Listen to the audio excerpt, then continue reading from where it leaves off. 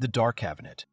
A man named Ono Tadashi is outraged why in the 21st century they are still printing these terrible documents. Judging by the hand of the clock, the time is already late. The main character asks himself if he will at least catch the last train home.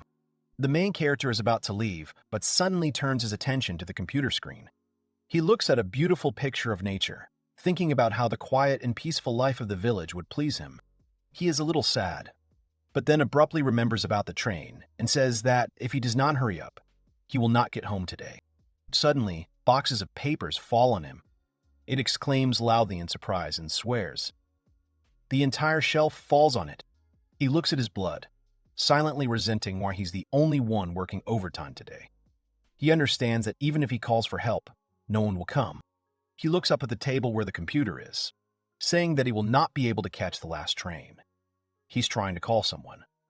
However, he understands that there is no point in calling for help from someone, because he is not a tenant. He looks at the picture on the computer, admiring the farming in the village. He says it looks like it's the end. Gradually, his vision darkens. It wakes up in an unfamiliar place. Someone refers to him as a lost soul. He sees a beautiful girl in front of him. She greets him and tells him that he is in the Avesta. She introduces herself as the goddess of the beginning, Arya. Tadashi asks to wait. The goddess clarifies that the main character does not know what is happening now. She says they brought him to this world, Avesta, after his death on Earth. Tadashi understands and says that it turns out he is dead. He thinks to himself what a stupid death it was. He looks around and is surprised by the scenery. He asks himself if this is heaven, but immediately remembers that she was talking about another world. The goddess says that he has a chance to be reborn and start from scratch in another world. Tadashi asks himself again. The goddess confirms and says that this is an opportunity to live life a second time. His soul is very pure, which means that he should be blessed by them. She cries out to the gods to come to her call. Gods appear in front of the main character. Arya says that this is her family, the 12 gods of the Avesta, and that he has the right to choose a god himself, which will give him a blessing. He looks at them and thinks that they are all very different. Suddenly, he notices the old man. He approaches his grandfather in a hat and asks for forgiveness, and then turns to him. Grandpa asks again at first and then says that he is Kronos, the god of agriculture. The main character exclaims and asks again, looking at his grandfather. The old man abruptly turns away and says that he won't say anything more. He urges the young man to leave. Grandpa says that he is more than sure that the guy will say that forestry is too boring and it is not worth choosing such a blessing for a new life in another world. He also adds that if he wants to become a hero, it is better to choose the god Helcabalt, or the goddess of wisdom, Mia. Grandfather says that sages are also very popular and powerful now, and that with her blessing, the guy will be able to use magic. However, the young man denies and says that he likes agriculture more, no matter how strange it may sound. The old man is very surprised and clarifies if he is serious, and also asks if he is sure that he listened carefully to him. The guy says that he always wanted to spend the rest of his life in a quiet village, and the blessing of the god of agriculture is the perfect fit for this. Grandpa still doesn't believe it and asks, stuttering a little, if he really wants to choose it, and then says that if he wants to become an artisan, then the volcano will suit him better. The guy asks Kronos what he gives. The god of agriculture is glad he asked. He says that agriculture itself, as a living being, is not only about plowing fields, forestry, fishing, animal husbandry, brewing, cooking, and processing. The list can go on forever. The main character says that in this case, he entrusts himself to him. I address him as Mr. Kronos. Grandpa starts crying. The guy is surprised and asks if he is crying at his words. Grandpa says he can't help but cry, because it's been 10,000 years since the creation of the world. 2,024 people got here, and he is the first one who chose agriculture. The guy asks if it's true. God remembers that he hasn't asked the guy's name yet. The main character introduces himself as Ono Tadashi. Grandpa says it's a great name. He is still surprised by the guy, and says doubtfully that it is strange to be reborn and start farming. He does not conceal it, and says that the guy will not regret his choice later. Then he turns to Arya. The goddess asks what it is. Grandfather says he won't have that opportunity anymore, but he has a request at the cost of his life. He asks her to transfer all his powers to Ono Tadashi. The goddess says she understood him. Grandpa turns to Tadashi and says that he will give him all his strength. Suddenly there is a glow. The main character asks what appeared on his hand. They explain to him that this means that he has been chosen as the savior of the world. He looks at the hand where the mark appeared. This is the blessing of the god of agriculture. 7-star. Suddenly, someone calls out to old Kronos and tells him to wait. There stands the god of heroes and the goddess of wisdom, Mia, who calls him to explain himself and says that he has gone mad. Giving 7 stars to a person is against the rules. The grandfather asks why she took it and urges her to look for herself. He also asks what the rules are. The god of heroes says he doesn't mind, but people have always been given a maximum of 5 stars. Mia supports him and says that even if it is agriculture, it is not allowed to give a person 7 stars. She also says that the laws of this world cannot be violated, and that Mrs. Arya will not just leave it like that. The main character turns to Arya and asks if this is accurate. The old man is furious and tells me to shut up and listen to him. Grandpa tells her to shut her mouth, and that agriculture is the basis of human life. Arya urges them to listen to her and says that there are reasons for everything. She turns to the goddess of wisdom and clarifies that the world is on the verge of destruction. She says that in this case, the Avesta awaits the end. Mia is confused. She doesn't know what to say to that. Arya continues to say that the world is not very developed there, and that most of its inhabitants are still fighting for territory, although hunger and poverty reign in many places. She asks Mia how many people she has blessed because of 2024. The one who answers that somewhere 533. At least, that's what she thinks. Next, she turns to Hilkebald and clarifies that he has blessed at least 800 people. And why does he ask if she is right? The god of heroes responds positively. Arya says that with rare exceptions, there were at least 4 people who turned into dragons, who received the blessing of the god of monsters, Oda. 24 demon lords, under the patronage of Diabel, the demon god, and 6 blacksmiths were gifted by Vulcan. However, Arya says that he's the first to choose the god of agriculture. His abilities are not combat, which means that the 7 stars will not make him a god of battle. She says that the more food there is in this world, the better it is for him. Mia says she doesn't care how many times Ms. Arya explains to her, but she still won't accept it. She looks at the guy with displeasure and clarifies that he is Ono Tadashi. The main character responds positively and asks himself what's next. The girl asks him why he shouldn't choose one of them now. She says he has a great soul and that he deserves more than farming. The god of agriculture is outraged, and the girl is interested in what the problem is. Kronos turns to Mia and Helkebald, but stops abruptly and says that before he forgets, since the main character needs tools, he needs to turn to Vulcan. Grandpa says that he gave Tadashi's blessing, which means that he can vouch for him. Mia is outraged and asks him what he thinks he is. The god of agriculture says that he is the hope of this world and that the monsters in this world are too strong. And even with his blessing, Tadashi will be weak in battle. He claims that one blessing is too little. Mia says you can't. She claims that no one has ever received the blessings of several gods. The old man says she's very petty, and that if he wants to survive in the Avesta, he must fight. He turns to the god of heroes and asks if he agrees, because it's all for the sake of saving the world. He apologizes and answers in the negative. The god of agriculture falls at his feet. The man is very surprised and says that the gods should not fall on their knees in front of each other. The old man asks and says that he is too weak and this is the only thing he can give. Tadashi. Privately, Hilkebald thinks Kronos has gone too far. The god of heroes hesitantly agrees and tells Kronos to raise his head. Hilkebald says that he will receive a hero's blessing from him. Exactly 1 star. He asks the main character to give him his hand, and the glow appears again. Next, he turns to Vulcan and says that now it's his turn. Vulcan says he agrees with Kronos, but he can't even give 1 star. He asks what the problem is with him, and then turns questioningly to Tadashi. He thinks to himself that he is very low, and responds positively. He begins to explain when the gods give a blessing, They thereby strengthen their faith at the expense of the person who chose them, and that they must take it. What in return? The main character apologizes and says that he has no money.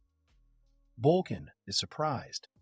He laughs heartily and, addressing Kronos, says that the guy is funny. Vulcan explains that the fee is not money and it can be taken later. For example, it can be an ordinary sanctuary or an altar. The guy understands about himself and thinks that this should be a place of worship.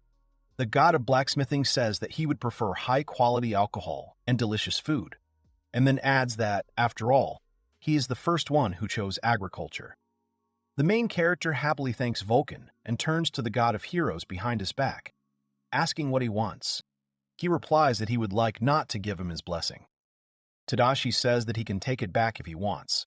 He says that he is well-mannered and that he should forget about it. And I thought it was a simple gift. In the end, he adds that the main thing is that he does not blacken his heart.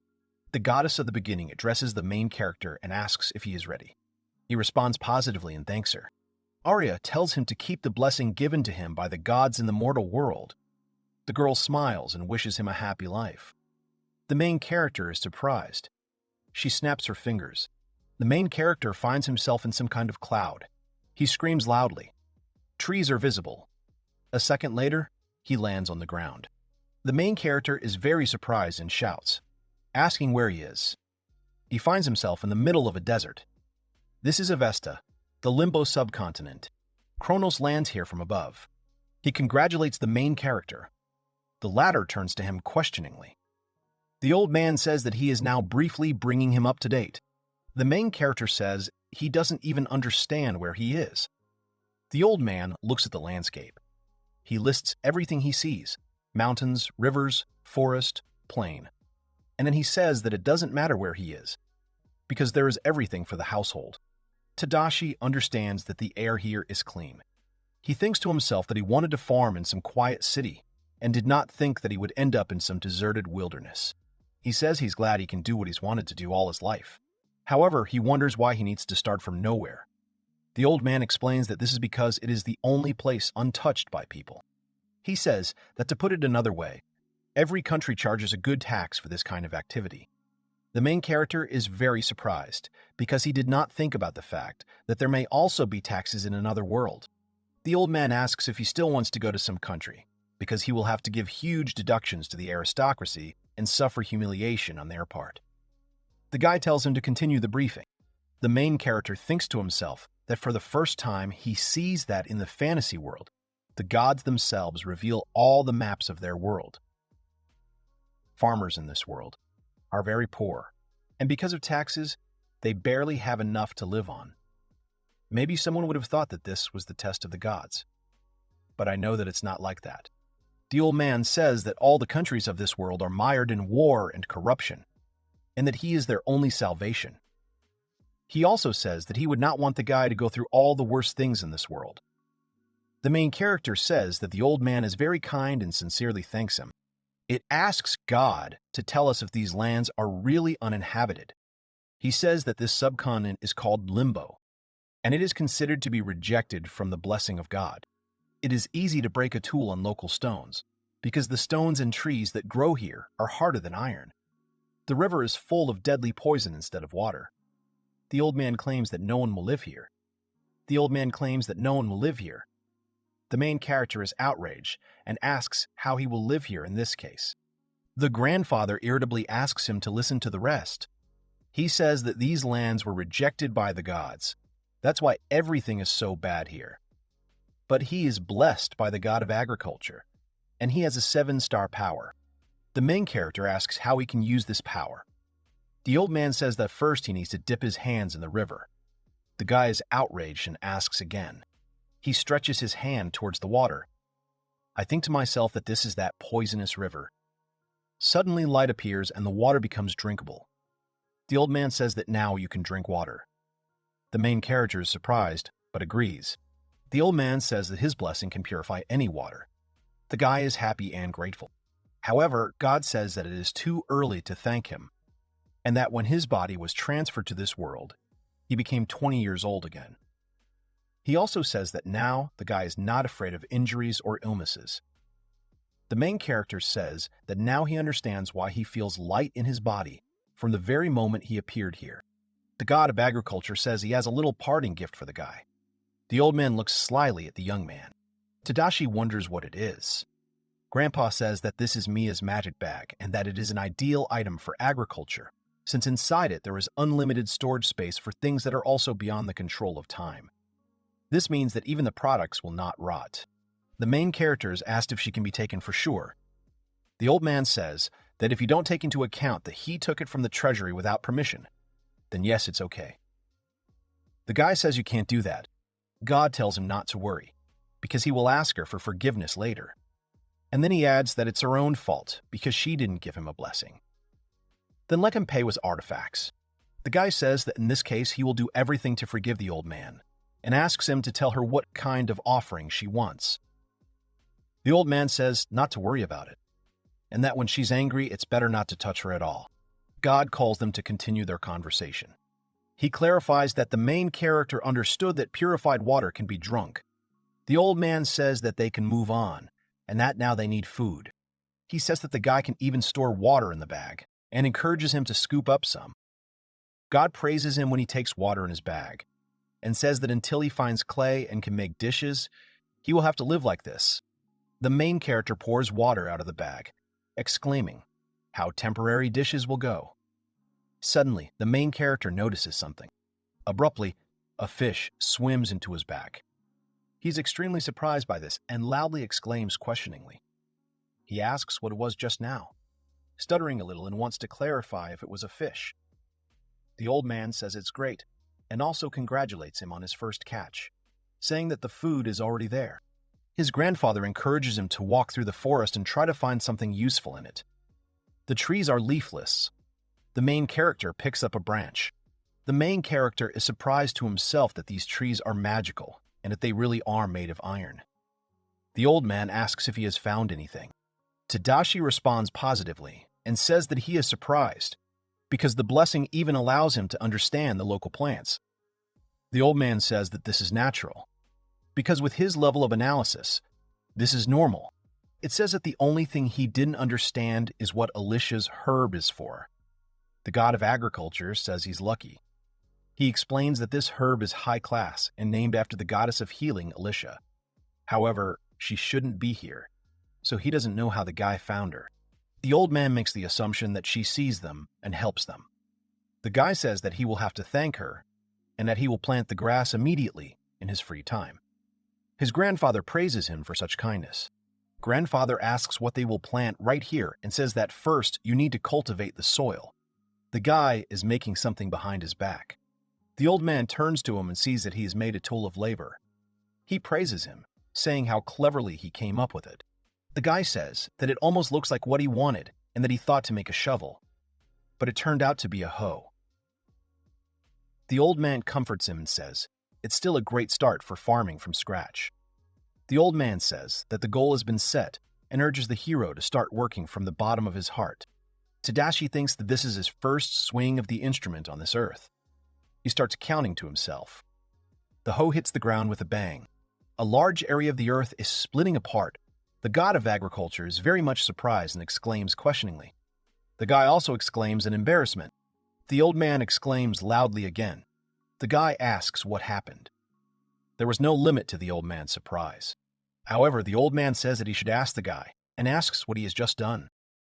Tadashi says that the old man himself said to put all his heart and soul into this case. He followed this advice.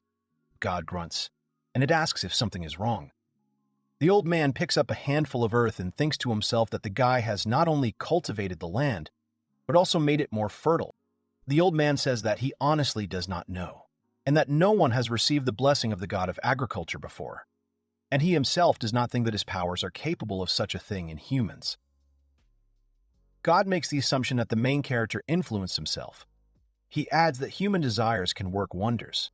In words about human desires, a picture from the past appeared in front of the main character, the same screensaver on the computer where nature was depicted.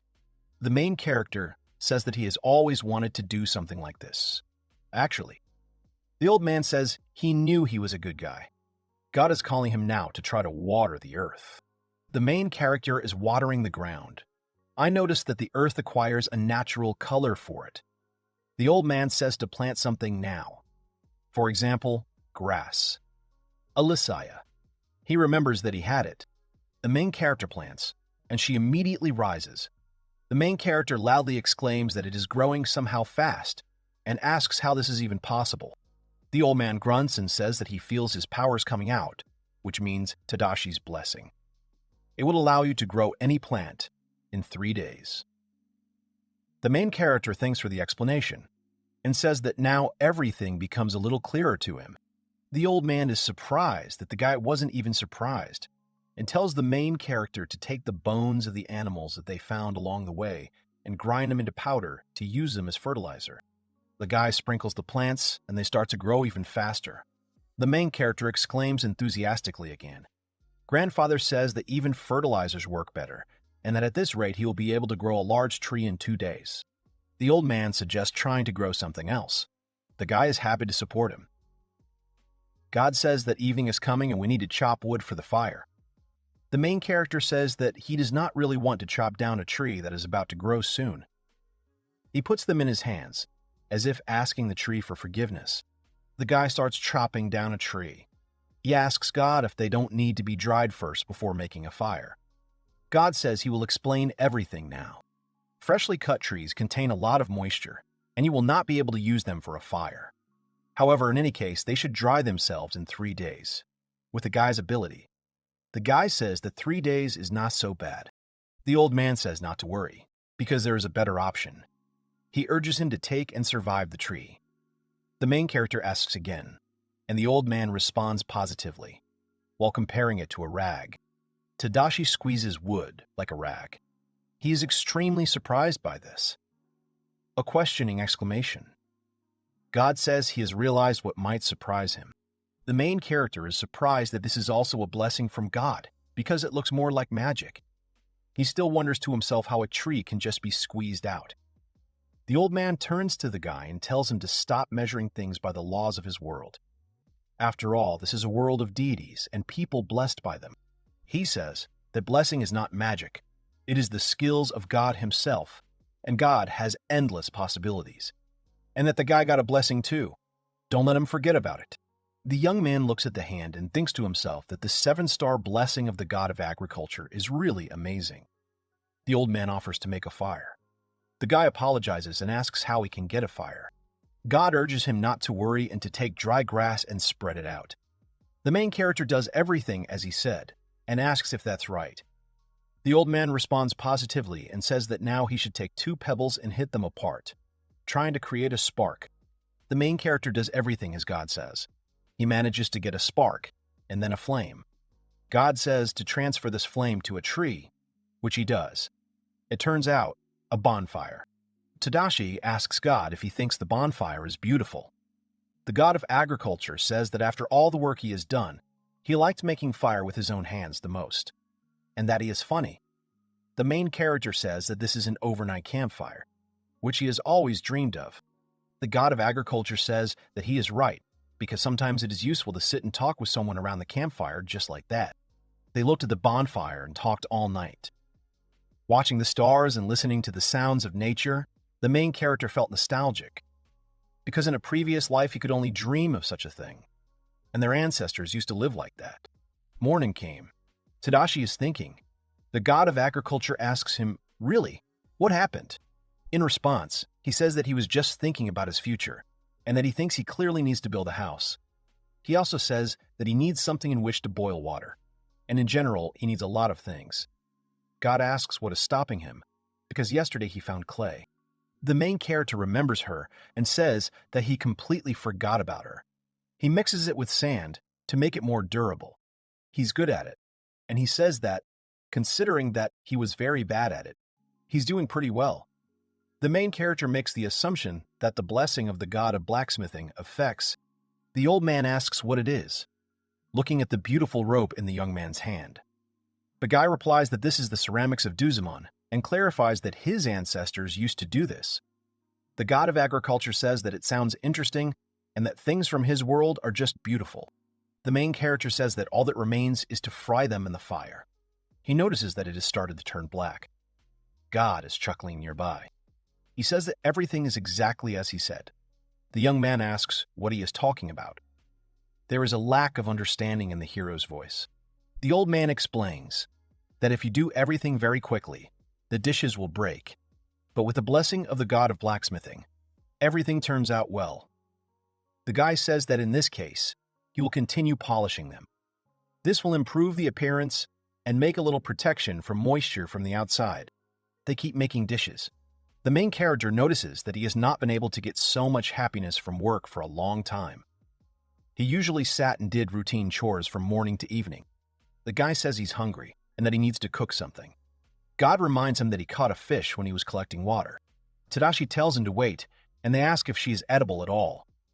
God says that this is a demonic salmon, and that it is edible but difficult to catch. And then they add that it is poisonous if it is cooked incorrectly. The guy asks again in surprise. The god of agriculture calms him down and says that everything is fine, because when he touched him, he immediately cleansed him of the poison. The main character asks if this is true. God says that if he doesn't like something, he can leave the fish and go do martial arts. The guy says he refuses, and that he just wants to be an ordinary farmer and nothing more. The old man says that he is joking and urges him to remember that some creatures remain hostile even after purification. There are just such in the local forest. God tells him not to worry, because he will stay with him that night. However, then he advises to find a shelter or build a house. The guy abruptly notices something. He stammers and asks what it was. The old man replies that it's just some kind of demonic bird. He tells him not to take it into his head. The guy says that he will need to make a weapon. God asks why. Because he already has it. He explains that demonic ore and wood will be stronger than steel, which means that any tool from them will be better than a sword. He also urges the main character not to forget that he is a hero and he has a blessing. Stalin says that he is stronger than any man in this world. The guy answers uncertainly. Still, he thinks it's better to prepare. The old man supports him and asks if he remembers that Alicia herb, and then says that it can be used to make a medicinal drug. The god of agriculture says that it is better to prepare for everything in advance. After all, if he follows this principle, then besides himself in the future, he will be able to save more than a dozen lives.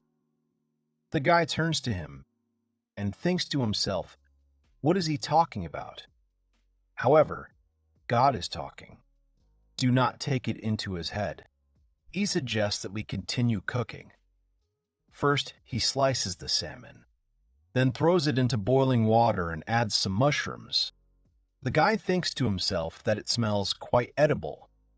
He tries it and realizes that it is very tasty. But there is not enough miso, sauce, or at least ordinary salt. The god of agriculture asks why he doesn't add some grass. Alicia is there. Tadashi asks if it is possible. He notices that he tastes even better. The old man says that in general it is an ingredient for the elixir of life, but as a seasoning it is also nothing. The soup is being prepared. The old man says that although he is a god, he can safely accept food as an offering. The main character wonders if this is true, and asks what he would like initially as an offering.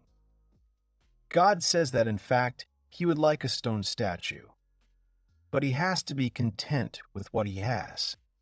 The food is ready. The old man wishes the guy a pleasant appetite. It asks how it likes the food. God replies that the food is very tasty and says that he has not eaten such a good dish for a long time. Tadashi is glad that he liked it. The god of agriculture says that he would even invite that green-headed guy to taste something like this, and that although it's brazen to ask for such a thing, he would like him to have a statue. The hero wonders if he is talking about a volcano. The grandfather responds positively and says that in the end, He can create the best tools in this world. The god of blacksmithing appears out of nowhere. Vulcan says that he does not need to be persuaded for a long time. Kronos hands him a bowl of soup and tells him to try it. Vulcan notices that it is fish soup. He tries it, and Tadashi asks him if it tastes good to him, referring to him as Mr. Volcano. He says it's very good. Kronos turns to Vulcan and says that once he is eaten, then he needs to work. Vulcan asks what he is talking about and says that then he will generally stretch his pleasure. The god of agriculture agrees and tells him to eat, but also to listen to him too. He throws something into the hand of the god of blacksmithing and asks if he knows what it is. Vulcan says it's demonic ore. Kronos asks if he can process it, and says that it is impossible for him to process it. But for the god of blacksmithing with his divine power, everything is possible. Vulcan wonders why there is a divine power here at all. The old man is very surprised, exclaiming questioningly. He says he's never heard of any mortal being able to make anything out of her. He demands to know what the secret is. The god of blacksmithing says it's all because mortals can't think big. He turns to the main character and says that they will need several tools, such as an oven, an anvil, a hammer, and a pair of tongs to hold the hot metal. Tadashi asks him to speak a little slower. God says that to begin with, they will start with a simple one, that is, an oven. He also says that, of course, I would like to see a couple of melting molds and places for the material next to it. But so far, it's fine. The main character finishes the construction of the furnace and says that the furnace is ready. The volcano says to build a fire, and now calls for air and firewood to be added here until the temperature reaches its peak. The god of blacksmithing praises him and says that now it remains to put only firewood there. Tadashi says that demonic trees don't burn. God asks him if he is sure, because if you put enough effort into it, they can be ignited. But not everyone wants to do it. Therefore, there's an opinion that wood does not burn. Tadashi says it's not burning anyway. The god of blacksmithing says he knows and asks him to wait a bit and watch carefully. Gradually, the flame engulfs the branches. Vulcan asks the main character if he sees this and explains that the color of the flame is changed from red to blue.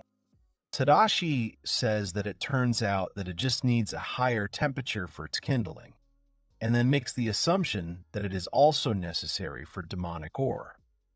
The god of blacksmithing praises him and says that he understood everything right away. They also add that Mia does not understand and constantly tries to take items from this material from him. Vulcan says that since he knows what to do, it's time to act. He says he will be there and will tell you if necessary. The main character thanks him. Tadashi gets down to business. He processes the stone and the ore turns blue. He thinks about it to himself and assumes that doing everything right. The god of blacksmithing addresses him. The main character shudders and answers uncertainly, with fear. However, the god of blacksmithing only praises him. He says that since the ore has turned blue, it means that you can work with it now. He also says that he has never had a better student in his life. It thanks you for the compliment. The main character asks himself what to do. However, he decides to ask Vulcan better. He says that since he doesn't know what to do, it's better to just make a plate first. Also, the god of blacksmithing says that you can then try to make a hammer or something like that out of it. He thinks to himself that even if nothing works out, he will know in which direction to move on. Vulcan says that everything is fine, and that when he finishes, he should put it in the water. He also says that in the end, he should get blue ore and that it is very strong and makes excellent tools. He praises the main character and says it's not a bad start. The main character holds a ready-made tool in his hand and says that his hammer is ready and that he has succeeded. He also says that he looks so-so, but he has to perform his functions. It will get better in the future. The god of blacksmithing says that everything turned out great. He says that more practice and everything will get better. The main character claims that he will try harder and asks him to teach. Vulcan says it's good and suggests trying to mine more ore next time and make a better forge. He also asks if the guy can work with earthen materials. The guy shows the clay pots and in response is surprised that God did not notice these utensils. Tadashi says he created them by frying them in a fire at high temperature. He clarifies that it is ceramics. God says he thinks he should start improving the quality of ceramics. He asks why not create a firing chamber. The guy says that if he helps him, he will only be happy. God says he has nowhere to go. Tadashi and Vulcan start working together. Their speed would be the envy of any mortal. Through joint efforts, they did what they wanted. The main character falls asleep. The man next to him says that he finally fell asleep. He also says it's a shame, because even someone who has a blessing still needs sleep. However, the man does not mind and tells him to sleep, because he's been working for 2 days in a row. The god of agriculture says that they have done a good job of developing Tadashi. In response, Vulcan agrees, saying that since the god of agriculture says so. He says that a seed that has been given fertile soil and carefully cared for will eventually blossom and bear great fruit in the future. In response, another man asks him if he thinks the young man will blossom. He replies that he cannot say for sure. He says that for the days they spent together, he can only say that he's not the kind of person who wants to risk his life. Vulcan says that in any case, he has prepared him well and that maybe he will not save the world. But he has every chance to make it a little better. However, the god of agriculture thinks to himself that where the guy got to is just a deserted prison of the Avesta world. God thinks that while Tadashi is here, he can change everything, and not only for all the locals, but also for them, the gods. He says that in any case, the guy should at least try, and they will just watch what happens. The god of blacksmithing thinks a little, but says he's right. Kronos says that, of course. Both gods turn back and see a young man awake. One of them exclaims that Tadashi has woken up. He addresses him. God says that his training has come to an end, and that at the moment they are leaving him, and leaving him to himself. Tadashi thanks them. Vulcan nearby says that he has not had such students for a long time. He asks the main character to contact him if there are problems. However, the man warns that he will not just work like that, and tells him to prepare a good offering to begin with. They're laughing. Tadashi says that everything is fine and they can count on him. The Minister of Agriculture says that he should remember that he needs to first equip it for himself and start living, and then the offerings. The guy says it's natural, but thanks for the comment anyway. Nearby, a volcano tells Kronos to move forward faster. The old man says he's going to miss the guy, but those are the rules. He asks him to take care of himself. The guy agrees and thanks again for the help. The gods are flying away. Kronos shouts that they will see each other again. The main character looks after them and says that they will definitely see each other. He looks at the rising sun and says that now it's time for him to harvest his first harvest. Thus began his new life in this world. After the third harvest, the field was greatly transformed. The cypress and chestnut that he planted began to resemble a forest. He built himself a small house, a grain storage warehouse, and a small cellar. For the measured life he dreamed of, that's all you need. The main character says that he's been feeling lonely lately. However, he thinks that this can be attributed to the disadvantages of living on the edge of the world. He began to dream of a pet. The guy wondered where he could get it in the middle of such a wilderness. Suddenly, the main character notices some screams. He asks himself what kind of screams they are. He thinks to himself that he doesn't really want to mess with this, but at least it's worth a look. Because if something bad happens, he'll run away. He's walking towards the screams.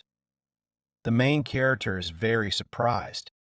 Suddenly, he sees in front of him how some puppy is running away from a monster. He thinks to himself that if he doesn't do anything, it will be bad. He asks himself what he should do. He thinks to himself what he should try to save or run away. Suddenly, he remembers the words of the god of agriculture, that the guy is now very strong. The main character understands what to do. He is determined and grabs a tool from his bag and thinks to himself that he is blessed by the god of agriculture. The main character tells the monster to get away from him and removes the poker on the ground. He asks himself if he has succeeded. The monster is looking at him. He continues to hunt for the puppy. The guy says he's very pushy. The guy has a plan maturing, and he thinks to himself that since he won't get into it with a direct attack, then if it flies, then you can just shoot it down. He throws dirt at the monster with a hoe, while shouting at him to get it. The monster is surprised and indignant. The main character asks if he wants more and tells him to fly up. The monster screams angrily at him. The main character hits him with the earth once again, shouting that there is plenty of land and that he should not be shy. He shouts that he should not try to get in here because he will bury him right there. The guy tells the flying bird not to come back, calling him an overgrown chicken. The little animal is trembling in Tadashi's arms. He asks him how he thinks about himself, what terrible wounds he has. The main character looks at the terrible wounds of the animal. He asks him to wait a bit and starts pulling everything out of the bag. She takes out some kind of plant and bandages the animal's wound with it. He makes the assumption that this should help. Tadashi strokes the animal's head. The main character asks him where he came from and where his parents are. He thinks to himself that he is definitely not from these parts and makes the assumption that he was lost or chased by that monster. The main character notices that the puppy begins to reach for the bone. He asks if he wants a bone. The animals are quite gnawing on the bone. The guy is asked what he is doing, exclaiming loudly. He believes that if a puppy eats bones like that, he will break all his teeth. The main character gives him food they tell him to eat. It smiles to itself. I think that the animal is very cute. Although he doesn't know who it is, he looks very much like a dog. Tadashi says he can't stay here and asks if he wants to go with him. The animal happily makes sounds. The main character picks him up and says that it's nice, because now they will live together. He remembers that the puppy should be given a name. The man looks at him questioningly. An idea is born in the head of the main character. He says that because the animal makes strange noises, it will now be called Kururu.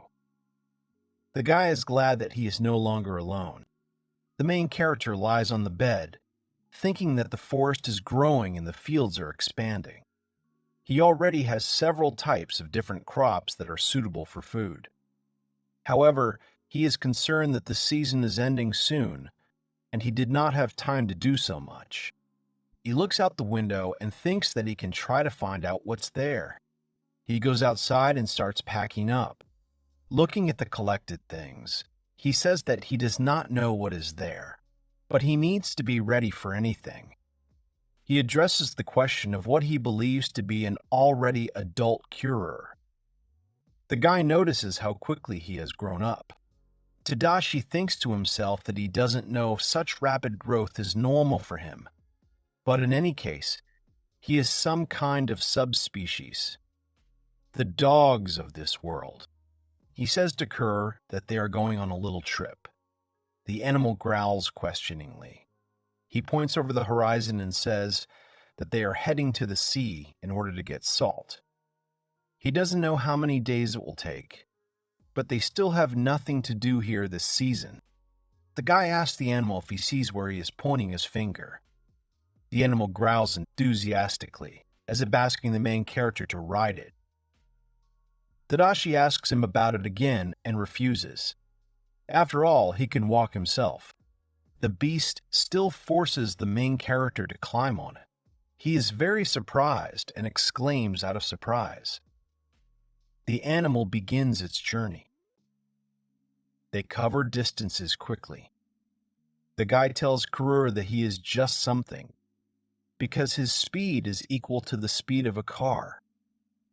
The beast itself roars joyfully. They reach the sea quickly.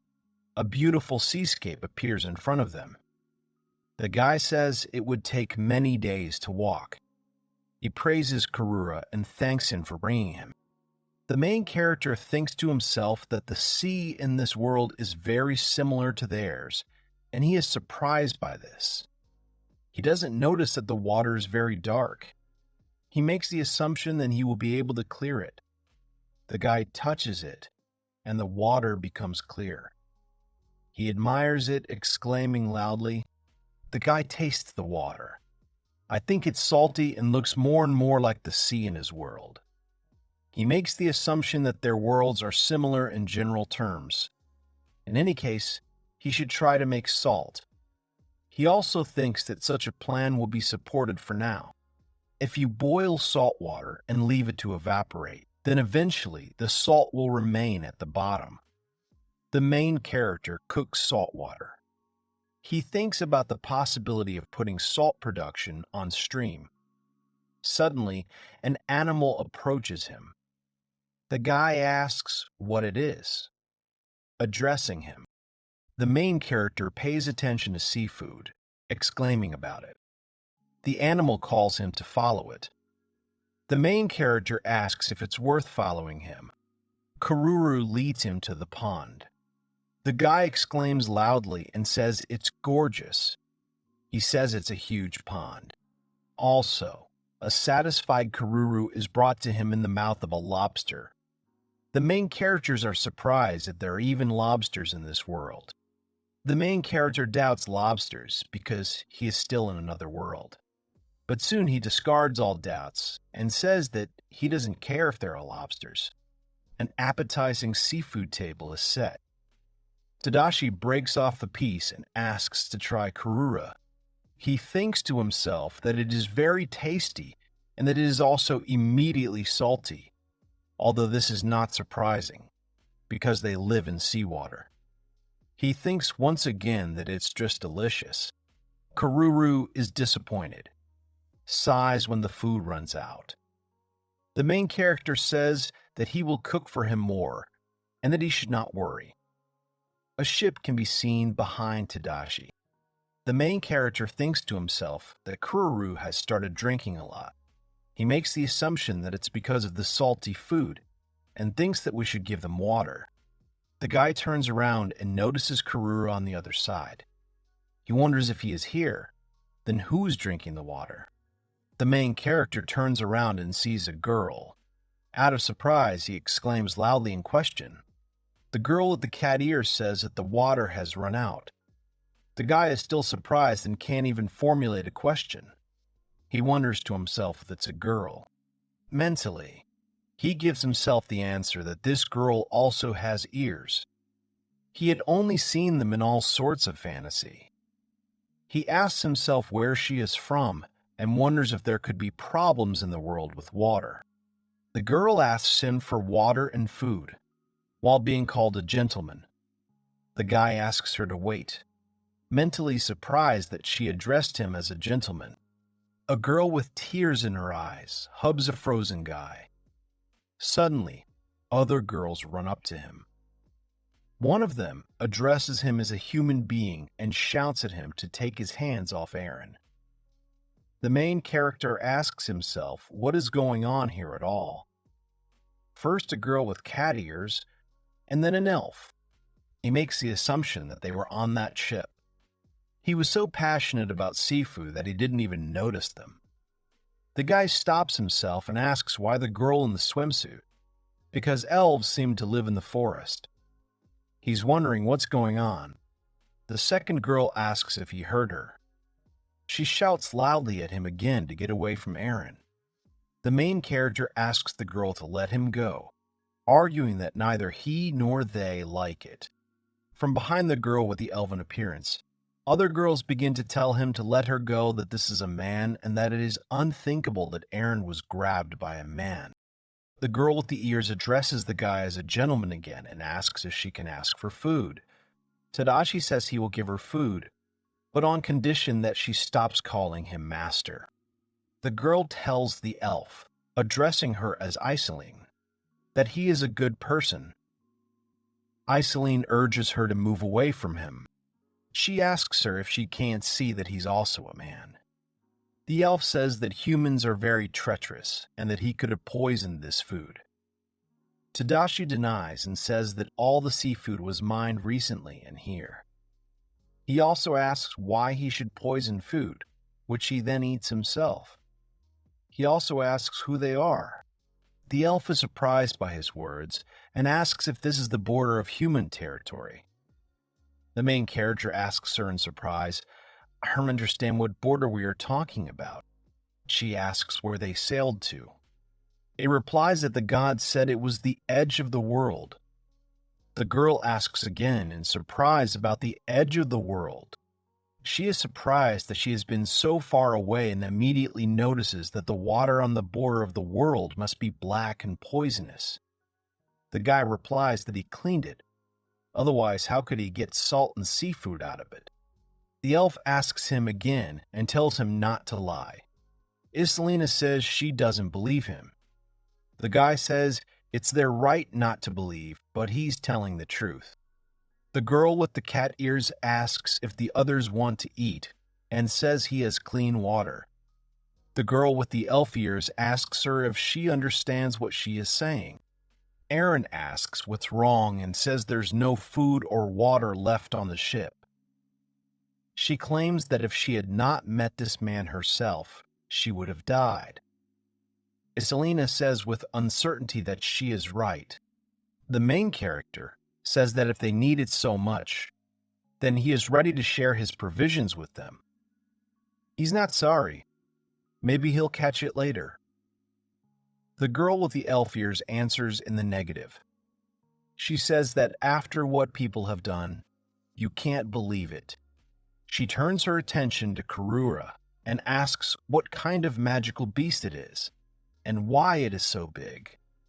The guy asks her again, and asks if she is talking about Karuru. He claims that this is an ordinary dog, and does not understand what she's talking about. He thinks to himself that at least now he has found out who Karuru is.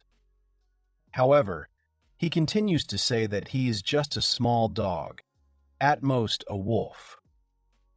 The girl exclaims that dogs and wolves can't be that big. She screams that his fangs can easily gnaw through the scales of a dragon. She says she doesn't know who he thinks he is, but it's definitely the legendary Fenrir. A terrible monster appears before her eyes. The girl gets too scared and faints. The girls from behind support her and address her as Mrs. Iselin, asking her to come to her senses. Tadashi is at a loss. Everything is floating in front of my eyes. The girl opens her eyes slowly, with a mumble. The main character in front of her asks if she's awake. She screams sharply. calling him human, and pushes him away. He asks if she can stop treating him like that.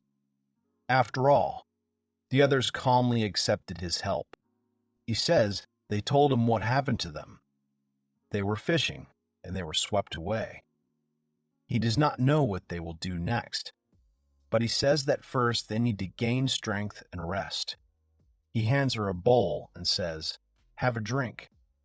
She asks what it is. Tadashi replies that it's Ulysses' herb water. She should get better.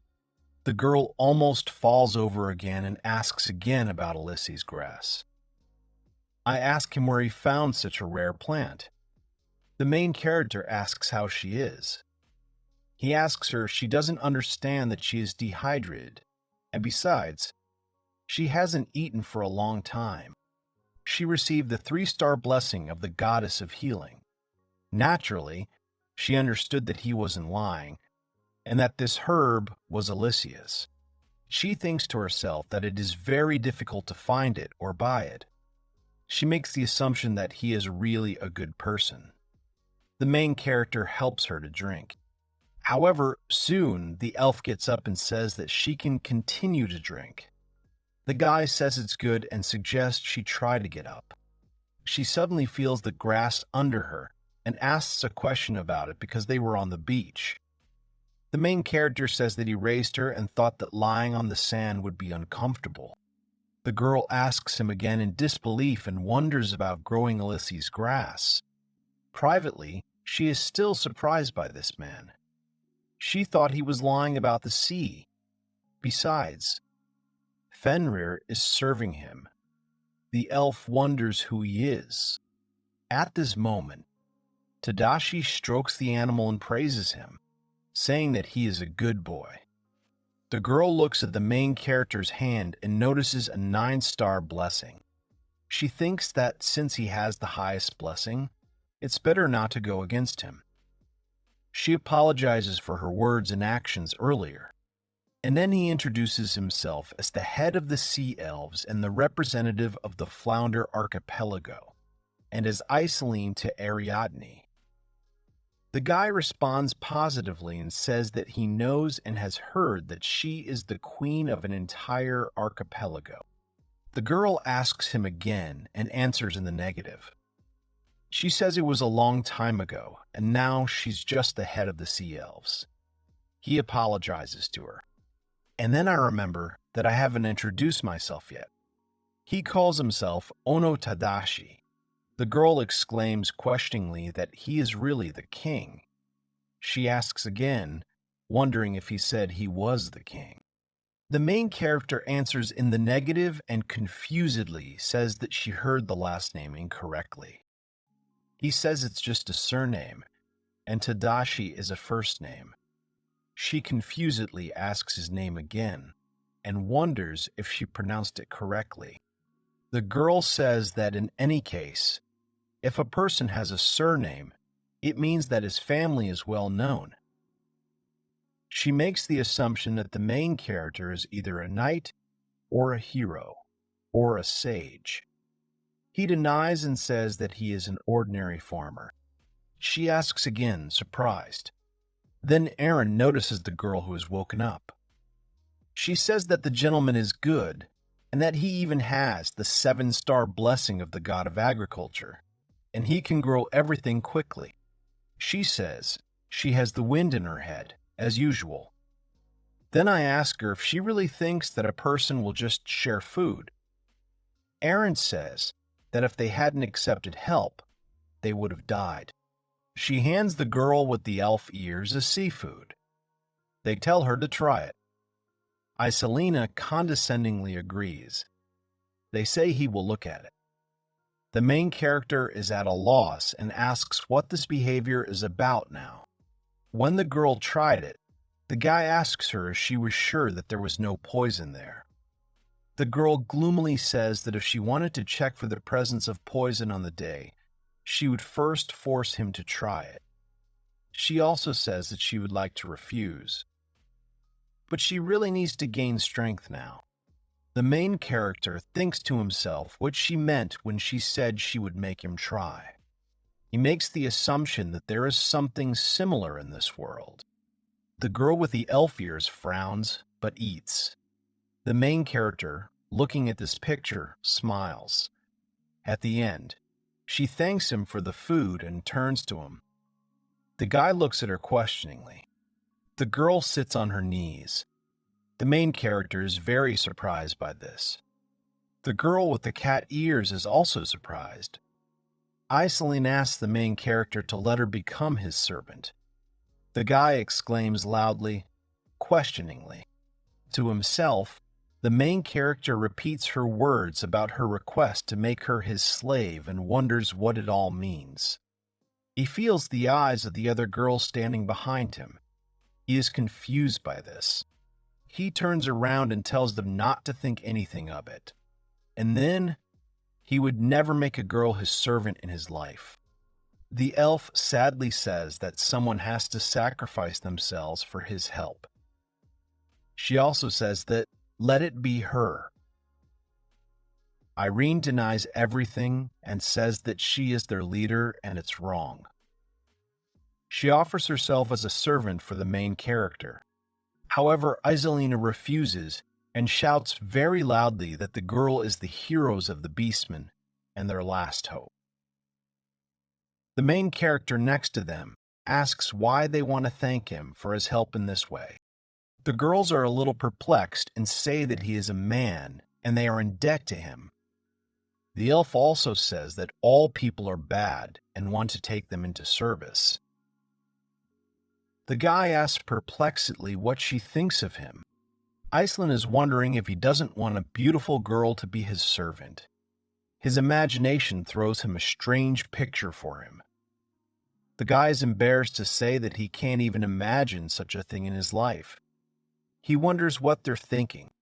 The guy says with perplexity that he has always lived on his own and does not need servants, but mentions that Kururu does not count. The elf asks in disbelief if he is serious. The second girl asks why he helped them then. The guy can't figure out what the problem is, just to help if someone needs it. He asks if the people here don't do that. The girls shake their heads in disbelief. The main character is very surprised and can't even formulate a normal question. He thinks to himself that there is something wrong with the people here. He concludes that he is in the Flounder Archipelago, where sea elves and beastmen live. The elf says that he was captured by the military duchy of the people from the Eastern Sea. The guy asks if they obey him. She says that before the duchy captured them, the demons were attacking from the North Sea all the time. Many of her companions were eaten. The guy thinks to himself that this is just terrible. She goes on to say that the Sea Elves and the Beastmen have always been weak nations and have pressed closer to the borders in conflicts. However, now the archipelago is divided by demons and humans. Irene continues and says that they have only girls left of the survivors. She explains that all the men either disappeared in the war or were eaten by demons. Iselina says that the demons only think of them as food, and that the duchy is better. But their demands are too high. Irene adds that they said they would turn her into a servant if she did not fill their 7 treasuries to the top with gold. She says she doesn't want to be their servant. The main character remembers a conversation with God and thinks to himself that these are the requirements Kronos told him about. The girls continue the story and say that in order not to become servants, they decided to escape and sailed away on a ship in search of provisions. The main character clenches his fist in anger and thinks to himself that the situation in this world is terrible and the people here are too cruel. He turns to Iseling and says he will share food with them, asking if they are omnivorous. The girl responds positively in surprise. The guy takes the bag and starts shaking the food out of it. Iseling is amazed. She picks up the food and asks what it is and what is wrong with the bag. He says that should be enough for them for the first time. He asks if they don't have enough. and says he can give them more. Aaron says it's great and thanks him, calling him master again. The main character says that he asked to stop calling him mister. Behind him, the girl wants to say something, but does not dare. He is interested in the fact that something is wrong. The elf mentions that he gave her Alicia's herb, and they ask if he still has a lot of it. Tadashi responds positively and says that there is even more of it on the field. He tells her to get some grass, because he's still picking. She looks at the plants in her hands and clarifies about the field. I am surprised that he grows it himself. Iselina says she will never believe it because it is very rare and extremely difficult to grow. The main character is surprised and asks what the problem is with raising her. The girl with the ears tells her to calm down and reminds her that Tadashi is the king of agriculture, and he has a 7-star blessing, and it's easy for him to raise her. The girl says that Aaron is right, because she completely forgot about it. The girl also says that there are a lot of wounded people on the island, and that she is surprised that he agreed to give them the grass almost for nothing. The main character tells her to just tell them how much more they need, and he will give it. She sincerely thanks him and apologizes for not telling him earlier that she has the 3-star blessing of the goddess of healing. She can make an elixir out of Alicia's herb, and it will be much better than just grass. The guy says it's impressive. The girl offers to show what she can do right now. She takes Alicia's herb and begins to pound it, boils water, and finally pours it all into a glass jar. She lifts it up and a glow appears. She summons Alicia to the goddess of healing, asking to grant her the power to heal. The main character is surprised. It turns out to be an elixir. She says it's a small price, but let him consider it a payment for his help. Tadashi agrees and takes it. He says that he sees such a beautiful glass for the first time. Iselina remotely asks if that's all, because she thought he would evaluate her skills. Tadashi apologizes and says that her abilities are great because even he doesn't know how to make such a beautiful glass. In response, she says that glass is made from ordinary sand, so he can make it. She's calling another girl, Asia. She comes up and, addressing Mrs. Iseline, says that she listens to her. The girl looks at her mistress excitedly. The main character looks at her and notices the glasses. He understands that lenses can be created in this world. The elf says that glass, like vials, is made by Asia, and that she has 1-star blessing from the god of blacksmithing. She also says that elves are originally skilled at making glass, but they also have their own secret knowledge in this industry. As a payment, they are ready to share them with him. The main character says that he will be incredibly happy about this. He asks me to teach him, because he wants to make the same glass. The girl confusedly agrees and says that she will show him everything. However, she says that even with so much sand under their feet, they don't have a stove or tools. Tadashi says that everything will be fine now. He has a lot of materials with him. He takes out his bag and shakes everything out. He asks you to tell him what you need and he will create it. Now he is happy that Kronos gave him such a bag. Both elves were greatly surprised. Asia starts explaining everything to him, and they start working. Iselina notices that he can create bricks. She asks the second girl how he creates this brick. She makes the assumption that he also has the blessing of the god of blacksmithing. And because of his main blessing, this process has been accelerated. The girl is surprised that he has been blessed by more than one god. She thinks to herself that Asia is better than her at this, so she's probably right. The main character finally completes the creation of the furnace. He needs to take care of some portable options in the future, Asha takes a pile of sand in her hand and says that everything depends on the quality of the sand itself, and that there are many shells in the sea sand, and because of this, they will need algae. Iseline suggests that he take the algae on their ship. The main character thanks her and decides to take advantage of this offer. Already on the ship, the main character notices something. He looks at that place in great surprise. He asks the girls if Ondaria is feathery. Iselina asks if he knows such algae. The main character responds positively and says that there is an ocean in his world too. He also says that he does not know how much glass is needed here, but he will leave some for the soup. The girl asks him if he has algae. She says that the people who came here always threw them away and looked at them strangely. He asks why he shouldn't eat them and says they are quite tasty. He also says that not everyone likes algae either, because they have a specific taste. Iselina wonders if this is true and says that he would look good in the sea folk. The girl blushes a little, smiling. The hero asks himself again and thinks that according to the sign, they're algae. All Japanese could be attributed here. The main character notices the seeds of marine cotton and marine rubber. He applies the assessment skill. He wonders how it differs from ordinary cotton. The girl says that marine cotton and rubber are used in the creation of their clothes.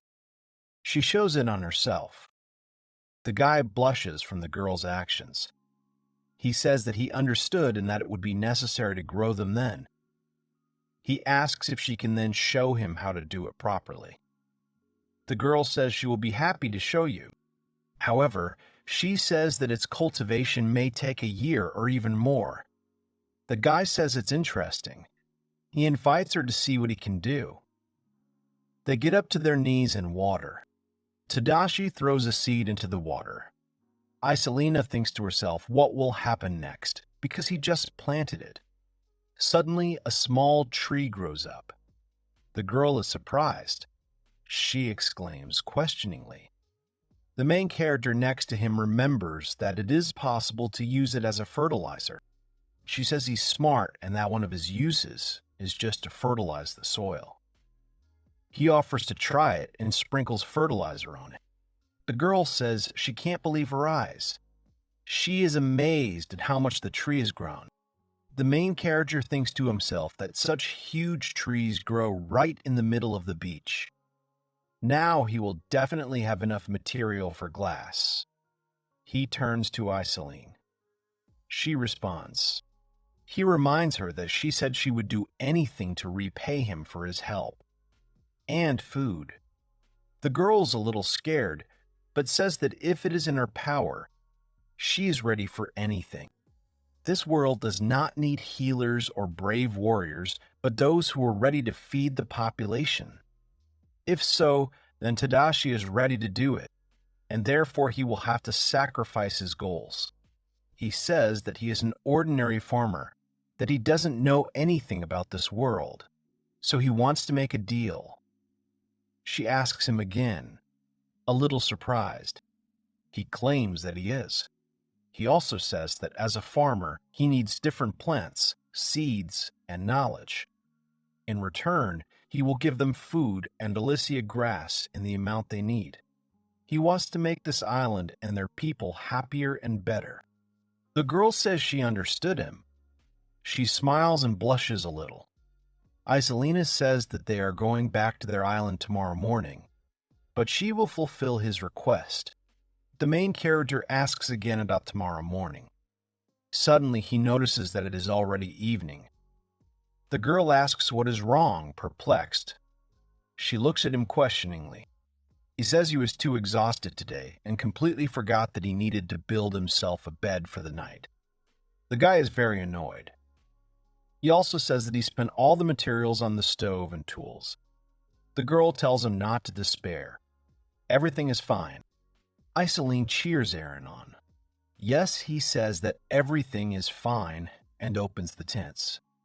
When the tent is already set up, the main character asks a rhetorical question about the fact that they had tents all this time. He thanks the girls. They are smiling. The main character sees Kururu running to meet him. He says the animal did a good job today too. He notices that Kururu is covered in sand and tells him to follow him. They're heading for the water. Kururu roars happily. Now Kururu is fluffy and beautiful. The main character looks out to look at the girls taking a bath. He is puzzled and does not understand how to take a bath. Tadashi blushes and says that in the future it will be necessary to make a locker room. A smiling Iceling comes up to him and tells him to spend the night in her tent.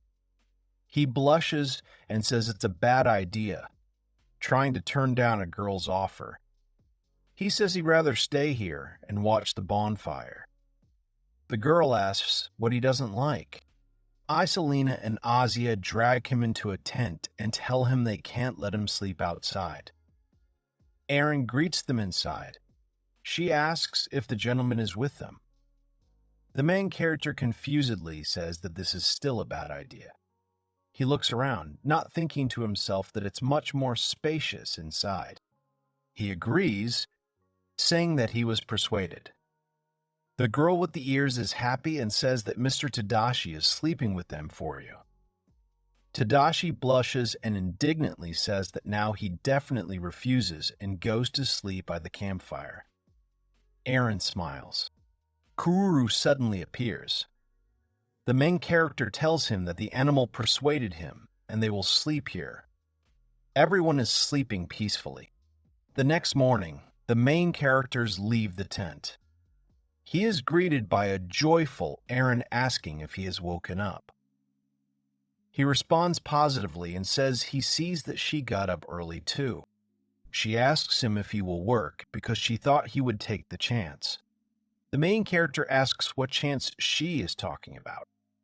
She pulls back the curtain of the tent and sarcastically asks how it is. They see sweet Iseline sleeping. Aaron asks him to look at Iseline, and also reminds him that she would do anything for him. Tadashi asks what's wrong with her, and who she even accepts him for. The girl laughs and concludes that Iseline is not his type. The guy replies that she is his type, but he is not going to use her. The guy changes the subject and asks how the fabric holds on the tent. The girl says that this is a stupid question, and answers what is on the glue. But how else? The main character thinks to himself that they seem to use animal bones to make glue, just like in his world. Asi wishes everyone a good morning and asks Tadashi if he wants to know how they make tents. She says that the elastic properties of the tent are due to marine rubber, and they use different types of wood for guides. The main character says that he understood and thinks that the elves are very smart. Aaron asks the guy if he really likes this kind of thing. He responds positively and says that he has dreamed of this all his life. He also asks the girl what she likes. She asks again and at first can't even give an answer. At first she says she doesn't know, and then because she is a warrior, she made the assumption that she likes to fight. She probably boasts that she once killed even sharks. The main character looks at her in disbelief. He says he didn't expect such a response from her. An elf girl appears behind him. Tadashi wishes Iseline a good morning and hands her water, telling her to drink. The girl says that she is very embarrassed because she shows herself sleepy in front of few people. The guy thinks to himself that he assumed earlier that she was more attracted to ordinary people, but apparently he was wrong. And she's really a princess after all. Iselina tells Tadashi that they are returning to their island. She also says that, judging by the strength and direction of the wind, they will already be there tomorrow. He tells her to try as soon as possible and bring food to her comrades. The elf thanks him again. The main character says it's a deal, so she doesn't have to thank him.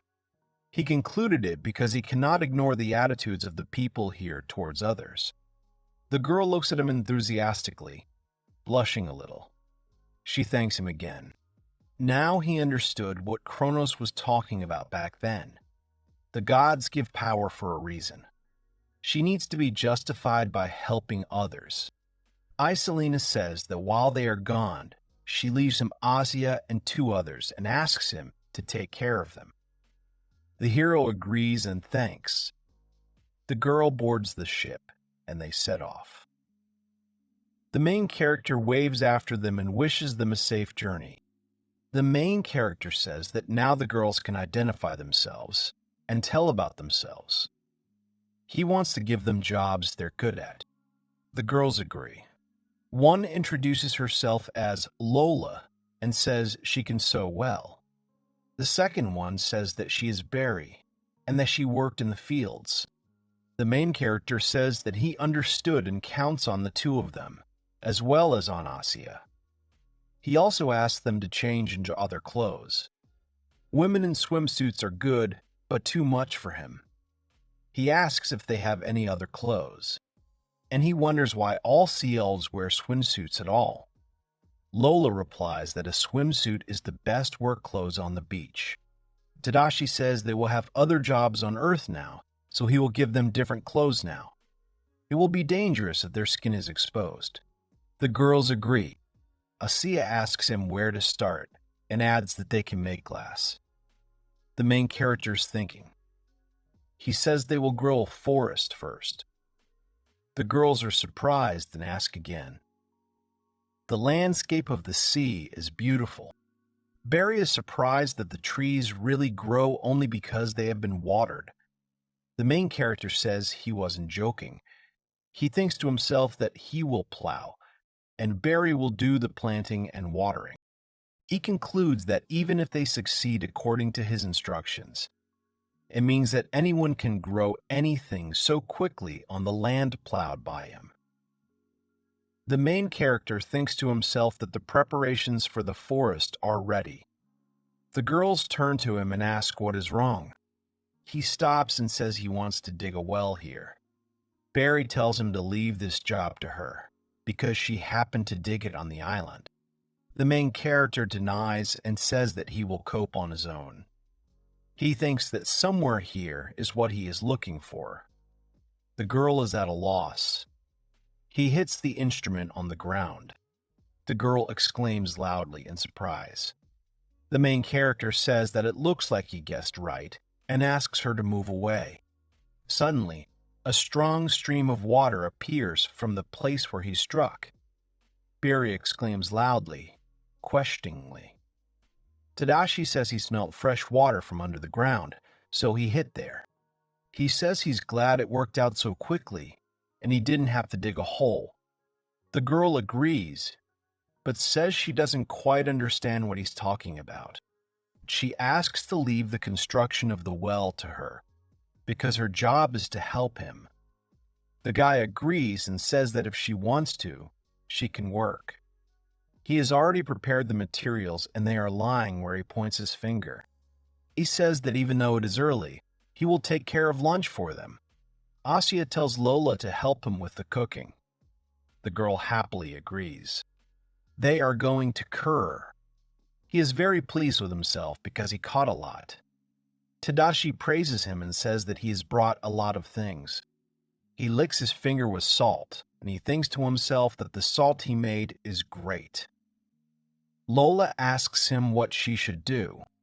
The main character asks to give him some time to think, and then tells her to bring him the algae that Iselin left for him.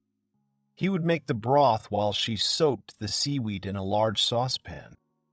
Lola says with a smile on her face that she understood. The girl leaves quickly. Tadashi, with a smile on his face, thinks that since there is still time before lunch, then he can take his time. Lola speaks loudly to the hero and says that the broth is almost ready. The girl happily looks towards the hero. The girl smiles and notices Tadashi's desk. She leans over to the main character, who is pushing something and wonders if he is making bread. Tadashi replies that he is pleasantly surprised that she knows. He had heard that shea fruits could be used to make bread and cookies, so he decided to try it. Fruits could be used to make bread and cookies, so he decided to try it. The girl smiles and says that she has already made bread, so he can leave it to her. The main character responds to her with a smile and agrees, but says that he also really wants to learn how to make bread, and therefore it is better to offer to make it together. Lola happily agrees. She gets to work and begins to pound the dough. She puts a piece on the table and says that the fruits are good for cooking, but it is better to mix them with flour. The main character listens to her words with interest and says that then it will be necessary to ask Zelina to deliver more of them. The girl tells him not to worry because she will do everything. She says that the fact that they have salt is very good because the dough gets heavier because of it. The guy agrees and says that what he knows how to do is salt. Very good. Together they put the dough in the oven, saying that all that remains is to bake the future bread in the oven. Saying that all that remains is to bake the future bread in the oven. When the bread is ready, they pull it out. The guy thinks to himself that bread doesn't look like it does in his world. He breaks up a piece and makes the assumption that this is the way it should be. Then the turn comes to the seafood soup. He takes out the seaweed and needs to get it out before it boils. He looks at the dish and says that if you add what Kururu found, then something good will come out. When dinner is ready, all three girls are amazed by it. One of them tries the dishes and says it's delicious. Asha says that she did not know that Tadashi could cook seaweed. Besides, she would also eat it with them. They may think that he is also from the sea elf family. Lolo says with a smile on his face that he does not consider him a stranger either. The main character says that he is pleased to hear this. The guy asks Kururu if he likes bread, because it is so delicious because of the fruits of she. Kururu growls happily as he eats. The main character turns to the three girls and thanks them for their hard work today. He says he made them coffee from local fruits and asks them to try it. Asya says that they did not have such a drink and is interested in what coffee is in general. One of the girls exclaims loudly and says that he is bitter. Lolo says that even though he tried hard to make it for them, they'd rather drink some water. She apologizes. However, the main character is confused and says that it is then better for him to apologize. He thinks to himself that it tastes very much like coffee from his world. He doesn't understand what he did wrong, where he made a mistake. Asya, with a smile on her face, says that the coffee is delicious and that she likes it. The guy says he's glad to hear it and exhales. The girl asks him not to do this. The main character laughs and says that today he will also teach how to make better glass. She says she's ashamed because that's all she can do to help. Asya and Tadashi are working in the workshop. They finally get a glass bottle. The main character finally says that the job is ready. He holds his result in his hand. The girl says it's gorgeous, or that it's the best. She also says that he even made a glass-blowing device. The main character laughs and says that he just had a good teacher. He remembers the gods, and hopes that Vulcan and the others are doing well. The thought arises in his head that they will have to be treated to seafood someday. She says that his wood burns perfectly, and with the help of his technology, they will be able to make first-class glass.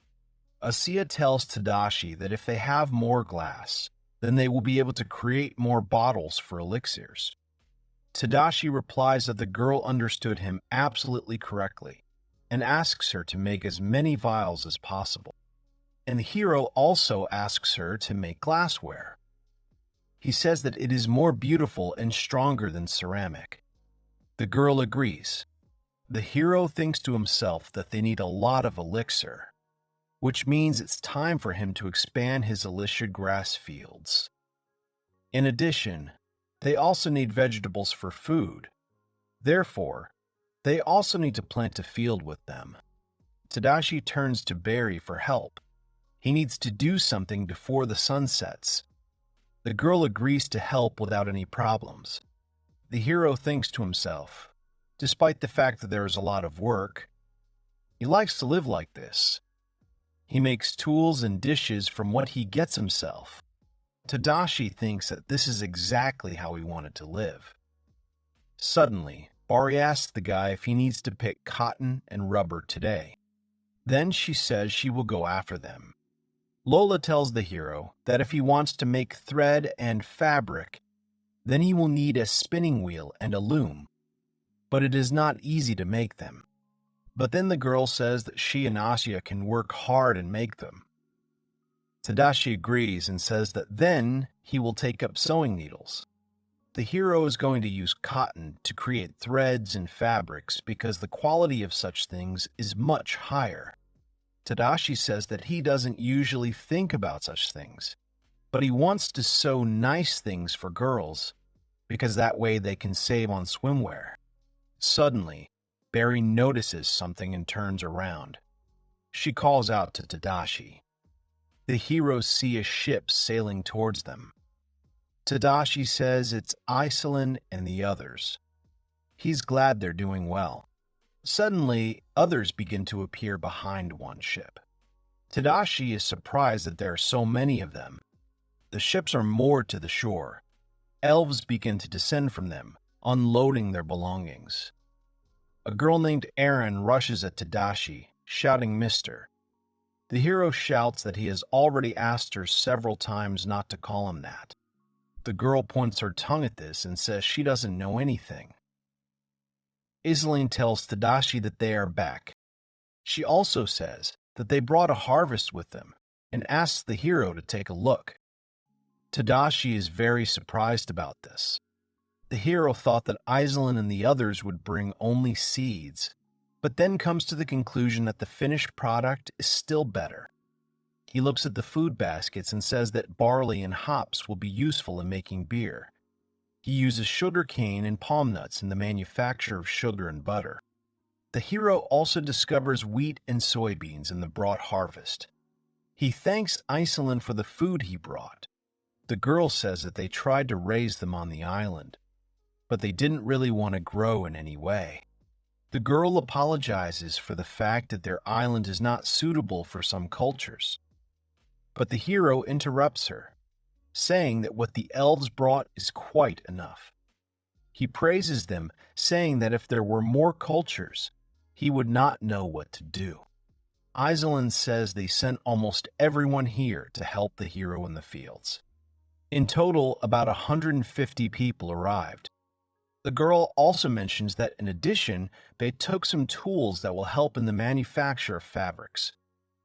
The hero thanks the elf for the tools he brought.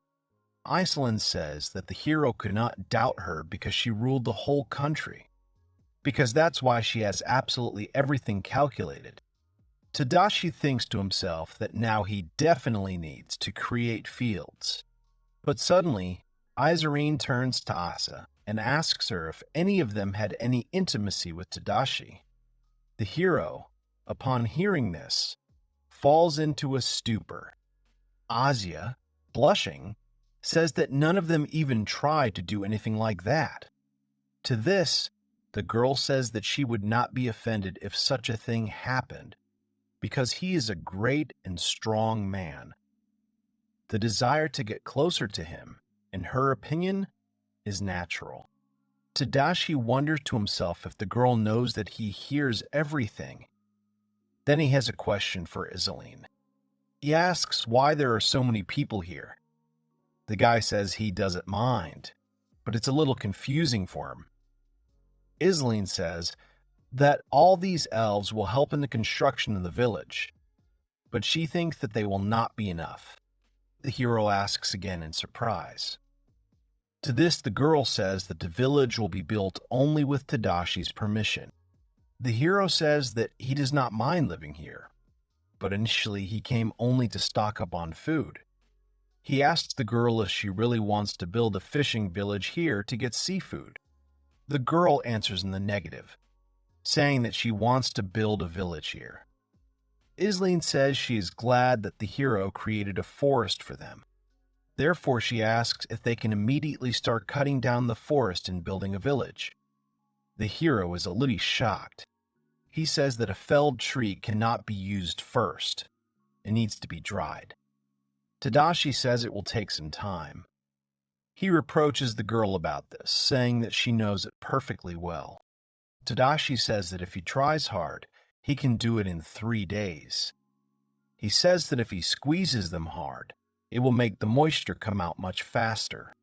The girl replies that she did not think that the guy would do it in an instant, but since he was blessed by the god of agriculture and agriculture, Kronos himself, she believed that he had some way to do it instantly.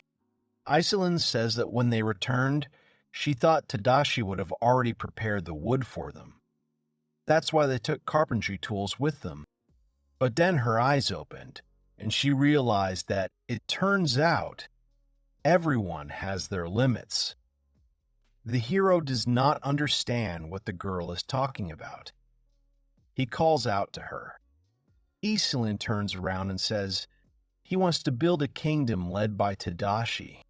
The girl says that she wants Tadashi to be king and rule these lands wisely. The hero does not understand what is happening. He asks the girl if she is exaggerating his merits. The girl answers in the affirmative, saying that she has the blessing of Kronos, and not only him. Iseline says that maybe Tadashi is right, but this place is considered a prison, and he was able to make the local lands fertile. The hero replies that it was also a blessing, and he is not such a great man as the girl thinks he is. Tadashi asks the girl if they don't have a kingdom where they can live freely. He doesn't understand why Iseline wants to create a new kingdom. The girl asks the hero about freedom. She says that the hero is right, but he does not know what is outside that place.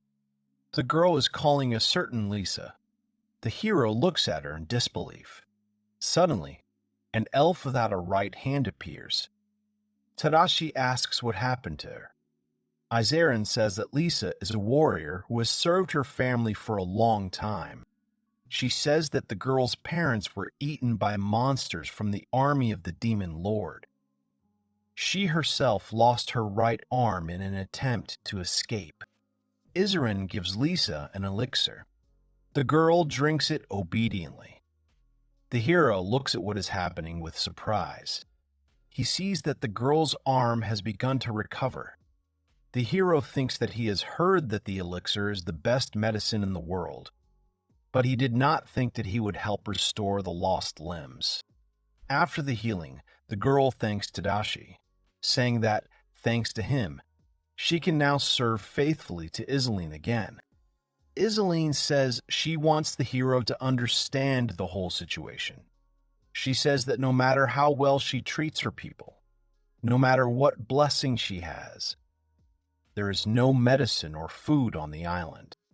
The girl says that she alone can neither rule the island nor protect it. That's why she gave up her position as queen. Tadashi looks at Iseline with sadness. The girl says that all she can do is create an elixir, but not cure people. The hero asks if he will give the elves the materials for the elixir and food. Will the girl become a queen again? Iseline answers in the negative. She says that her elixir helps so much only because it is made from the grass that Tadashi grew. It is only because of her that he can restore the missing parts of the body. She says that not only Lisa, but everyone here is alive only because the hero supplied them with Alicia's herb. The girl hands Tadashi her crown. She says that the very first elf king, Ivalis, was a tree, but over time, his body changed. This is the proof of his existence and the sign of a king. The crown has been passed down from generation to generation. Iseline says that she and all the elves want Tadashi to be their king. The hero refuses, saying that he cannot accept such a valuable thing. The girl says that the hero should not worry, because there are those on the island who do not want to leave it under any pretext. She wants the hero to become a ray of hope for those who decided to leave the island. She couldn't do it. The hero asks Ilan if she really thinks he can do it. The girl answers in the affirmative. She says that the rulers of each state are called God's apostles. She says Tadashi is the best of them. The hero thinks to himself that a blessing is a sign of strength. Iselan continues by saying that none of those who call themselves king are good for anything, including her. Eren looks at Iselan with sadness and confusion. The girl screams that Tadashi is different. He has a kind heart, and his strength surpasses everyone else. She says he just has to become a king who can protect weaklings like them. The hero looks at the girl with sadness. He agrees but asks if he always needs to wear a crown. The girl is very happy with the young man's answer. Iselan addresses her people, saying that she abdicates the throne and grants her power to Tadashi. The girl crowns the hero and orders everyone to greet the new king. Everyone is happy about the new king. Tadashi thinks to himself that he doesn't know what to do next. He doesn't understand what to do with his people. The young man talks about the fact that his maternal grandfather gave him the name Tadashi. He says that once they heard that he gave the hero such a name in the hope that the guy would be able to change the world for the better. Tadashi always thought that his grandfather was exaggerating because he had failed in his previous life.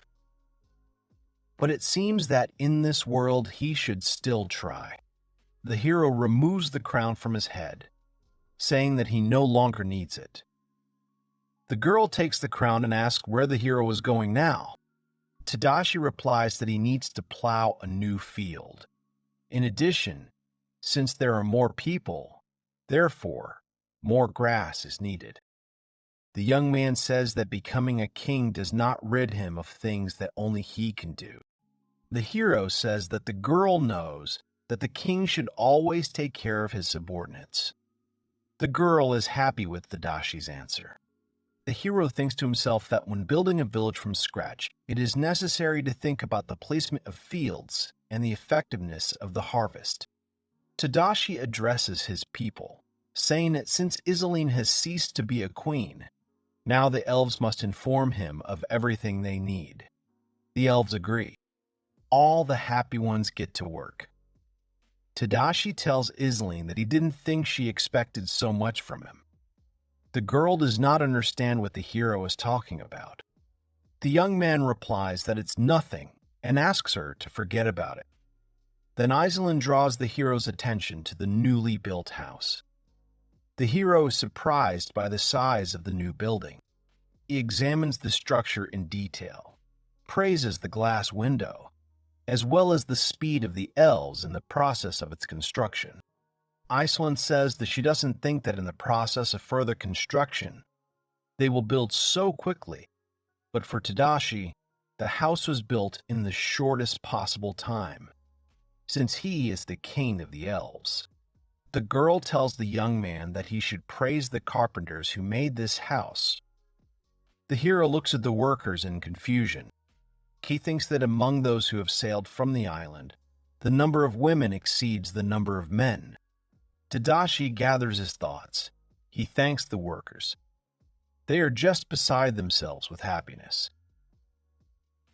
Master Carpenter Spike says it's too early to thank them, and suggests looking at the house from the inside.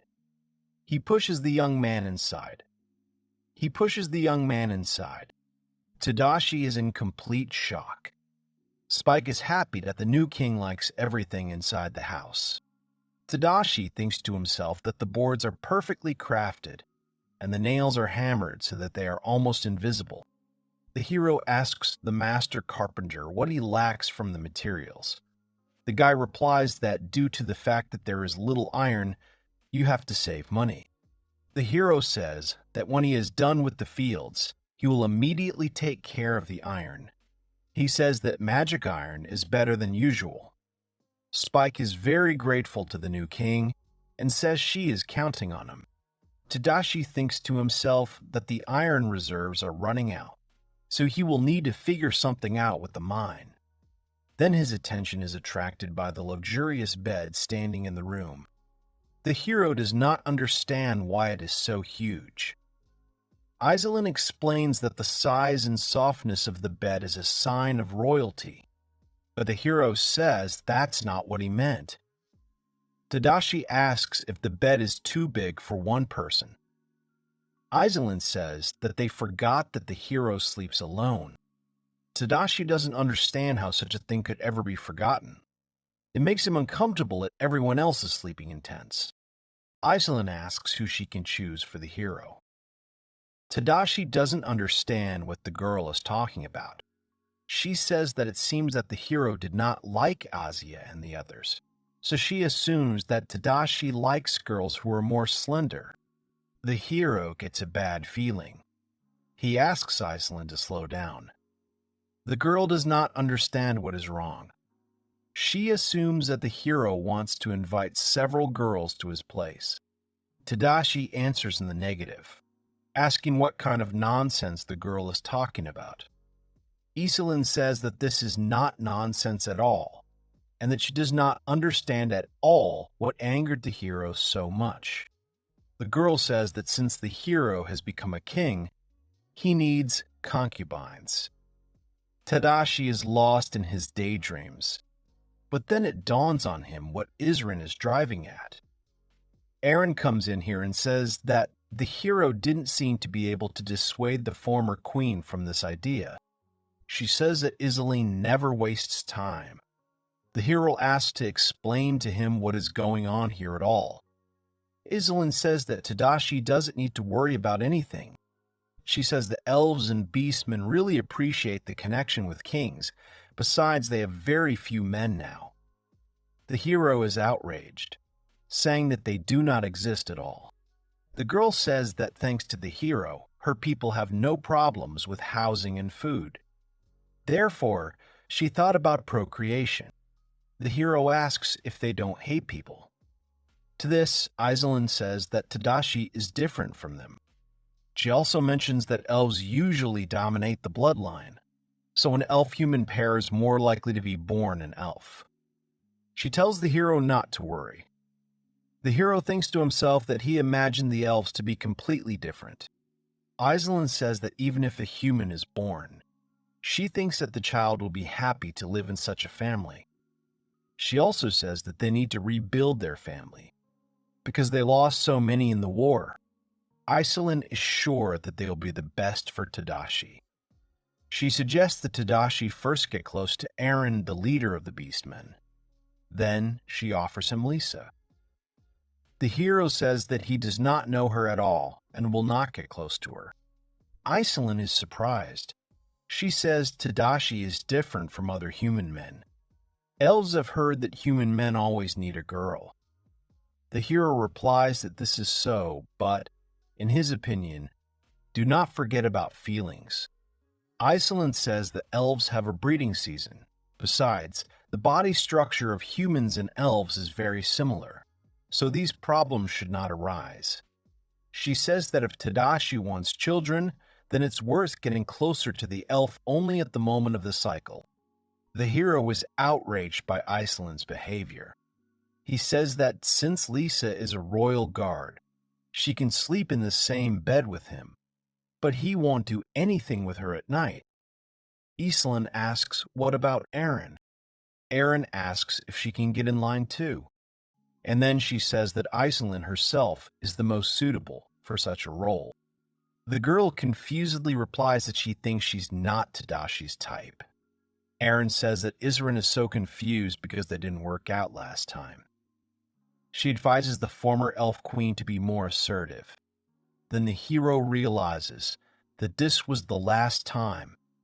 He didn't think it was done on purpose. Then Tadashi came to his senses and began shouting at Eren not to call him master.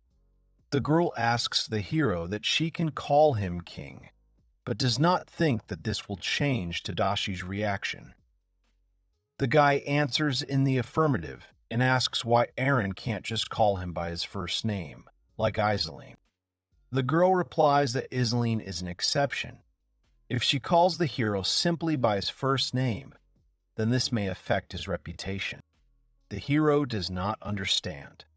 Eren is also the ruler, but at the same time she does not call him by name, but addresses him using the word master. Eren replies that beastmen live in packs and they have a clear hierarchy. Besides, it's better for her when she knows that there is someone stronger than her. She says she is blessed by the gods, but her power does not help her people in any way, not to die in the war. Eren says that she is very tired and feels about the same as Iseline when she decided to abdicate. Eren says that when she first met the hero, she thought that she would deal with him easily and she would feel better. She says those were her thoughts. Suddenly, the girl comes to her senses and apologizes to the hero, saying that she was distracted and asks not to pay attention to her. Tadashi can't believe that Eren suffered the same fate as Iseline. He thinks that the girl is still a child, and her fate is already so burdensome. The hero tells Eren that she doesn't need to apologize. He tells the girl that she can always rely on him. Eren is absolutely delighted. Tadashi says he will do his best. Tears come to the girl's eyes. She throws her arms around the hero's neck with gratitude. The hero can't believe that Eren wants to protect someone too. Eren shouts to Iseline that she was lucky. She says that today the hero will most likely choose her. Tadashi shouts that he didn't mean anything by it. Eren says that the hero just needs to put up with it. Tadashi catches a little irritation. He thinks to himself that, in any case, the main thing is that Eren got better after his words. A new day is coming. The action is transferred to the hero's room. He and Lisa leave the room. Suddenly, Eren jumps out from around the corner shouting, "Good morning," in a mug of morning drink. Tadashi says that Iseline has a very amazing sleeping position. The hero decided to give the girl a place on the bed.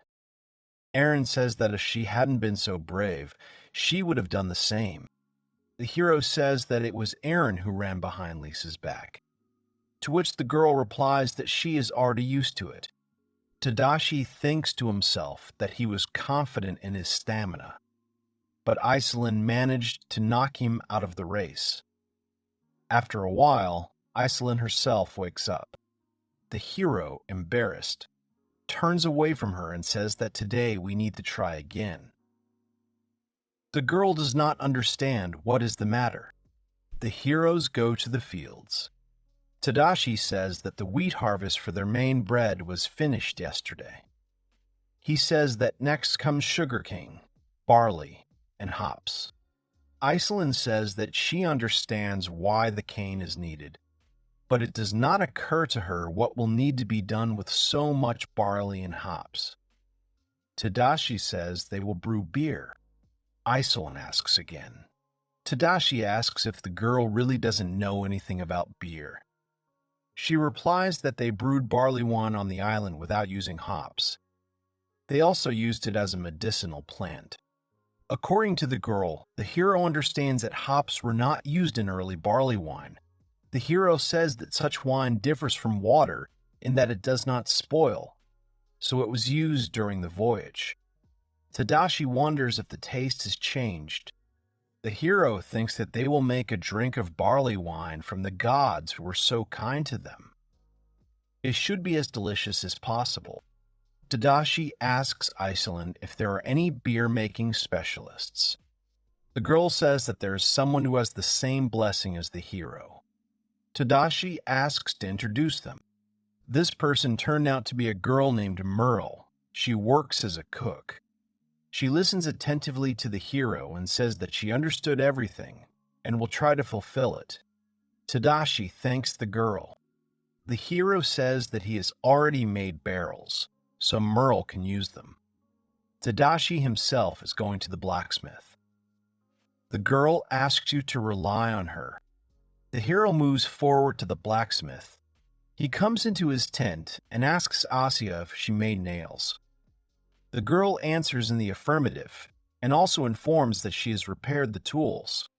The hero is thinking, and the girl says that if the tools work at a very fast pace, they will break. Tadashi thinks that it is inefficient to melt iron every time and create it anew. He would like to restore it with magic steel, but they have almost no supplies. The hero calls Kurura. When the creature appears, Tadashi says he needs its legs. Kururu is very glad that he was called and gives the hero what he needs without any problems. Tadashi thinks to himself that Kururu will lead them straight to the forest where the steel is located. The hero tells the creature that it needs to replenish its water reserves and asks it to ride along the river. The hero flies along the river and collects water. But besides her, he also catches a fish called devil salmon. The action is transferred to the northern forest. There, the hero begins to chop down trees. His target is the nearest mountain. He tells Kurur that they need to continue on their way to her. And now, she finally shows up. Tadashi swings with all his might. He shouts the words "dig out" and hits the mountain with a swing. A lot of stones are flying away from her. The hero thinks that this is a pretty good harvest, but says that this bag is a hoax. He turns to Kurur and tells him they're done and it's time to go back. They are returning back to the village. Asuya is glad to see them back. The hero says he brought more supplies and fuel. He throws out everything he brought in front of the girl, and she is very surprised. She asks what's going on. Tadashi replies that he thought they were done. Asha says that the hero brought too much. Asuya says they won't be able to handle so much material in a blacksmith alone. She says she needs more help and asks Tadashi to sort this out. The guy is in shock from this. Tadashi works in a blacksmith shop. He thinks to himself that everything is ready and he can start working as carpenters. The hero brings the tool to the spike. She is very happy with him and calls him amazing. The spike handles the new tool with ease. Tadashi explains that this tool is called a plane. The hero says that he works pretty well. Spike says that the screws brought by the hero fit better than nails. He says this makes it even more effective. The beastman urges the others to do everything for the king. Everyone agrees. Tadashi thinks that they are able to create things using the power of the thorn. He thinks about what needs to be done next. Suddenly, Asuya turns to Tadashi. The hero turns at the hail. The girl says that it is tedious to rest. The hero doesn't understand what she's talking about. Asuya asks him to look back. The girl shows that Iselin, who is responsible for managing the progress of the entire project, is already exhausted. Tadashi finally realizes what Asuya is talking about. The hero thinks to himself that his corporate courage, which he cultivated in his previous life, did not turn out well for his subordinates. Asuya asks the hero for permission to take a break. He agrees. The hero is sitting and leisurely sipping his drink. Suddenly, Kururu swims up to him. The creature holds a shrimp in its teeth. Tadashi offers him to roast it. The hero begins to make a fire. Suddenly, a certain plant attracts his attention. Tadashi thinks about it, and then he has an idea. Asuya is like a hero. She asks what Tadashi has cooked again. The hero replies that it is liquid soap. He mixed coconut oil and baked seaweed with a little salt, and is going to let this mixture ripen. The girl likes the soap that the hero made. It smells great to her. To this, Tadashi says that if there is soap, you will immediately want to take a bath. The action is transferred to a large bathtub. The hero thinks to himself that despite the fact that a lot of work was overcome, it was easier than he thought. Suddenly, the hero hears sounds behind him and turns around. Aaron runs up. She's surprised by the bathtub. The hero offers the girl a try. The girl presses the lever and the water pours. Tadashi shows the ruler of the beastmen how the shower works. Eri likes it very much. She enjoys standing in the shower. The girl asks about the operation of this device. The hero explains that he put a huge pot of hot water at a high temperature. Due to the difference in height, hot water comes naturally. Tadashi thinks that the main thing is to have an idea of what you want to do, and you can do almost anything. The hero says that's all for today. He suggests taking a relaxing bath. Since they're all in swimsuits, Tadashi says you can come in right away. Aaron can't wait for this and is going to call the others. The hero goes down into the water and relaxes. He thinks to himself that everything here is made of cypress, which is why it smells good. He thinks that he hasn't had a bath in a long time, and that it will bring him back to life. Suddenly he hears sounds and turns his head. He gets into a stupor. A crowd of girls without swimsuits goes to the bathroom. Tadashi asks where their baths are. Aaron replies that she feels better without him. Azali says she thought it was a good opportunity to get to know each other better. She also says that the hero said it himself. Tadashi says that's not what he meant. Aaron takes off the hero's underwear. He starts screaming out of embarrassment. Tadashi then asks Aaron to stop taking her underwear away from her. To this, the girl says that it is so boring. Then Aaron pulls the towel off of Selin. The hero says that the girl has gone too far and that a little more and she will be left without food. Aaron, upon hearing these words, immediately apologized. Tadashi told her to go and wash up. Suddenly, a girl passes by the hero. It turned out to be Lisa. She apologizes to the hero for disturbing him. Then she asks not to be angry with Aaron. The girl says that the hero has been in suspense all this time. Tadashi says that he is not angry with her because she is just a child. The hero assumes that it was hard for Lisa. The people of the principality enslave elves and beastmen. He hopes they weren't rude or laughing at them in any way. Lisa says that everything was fine and that the commander there was a woman. Tadashi is surprised that the commander of the national army was a woman. He thinks it was a frontier principality. Lisa says that, first of all, they were not interested in the Flounder Islands themselves. They occupied the islands as a front line to attack the Demon Kingdom from the other side. She says they had their own troops, so they desperately resisted. But the female commander of the enemy was a terrible person.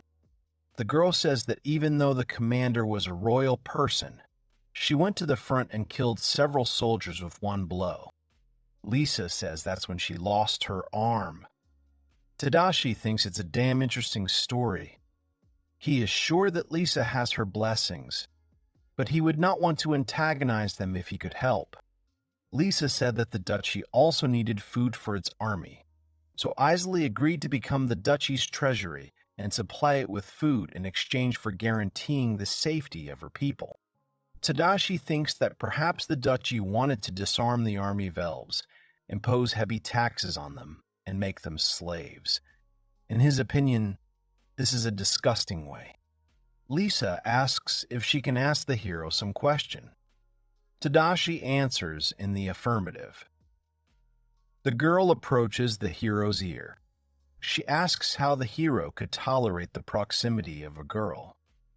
The hero looked at her in embarrassment, and she apologized for her words, thinking that they had offended the hero.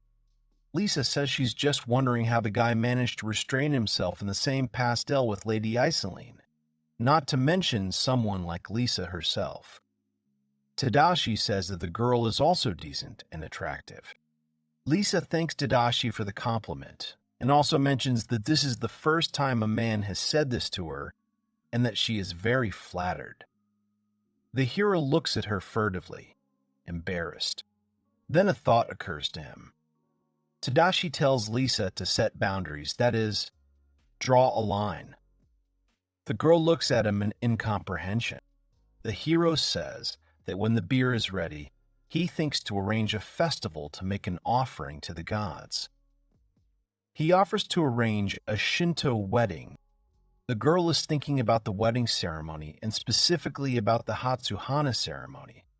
The hero asks if this is really an elven custom.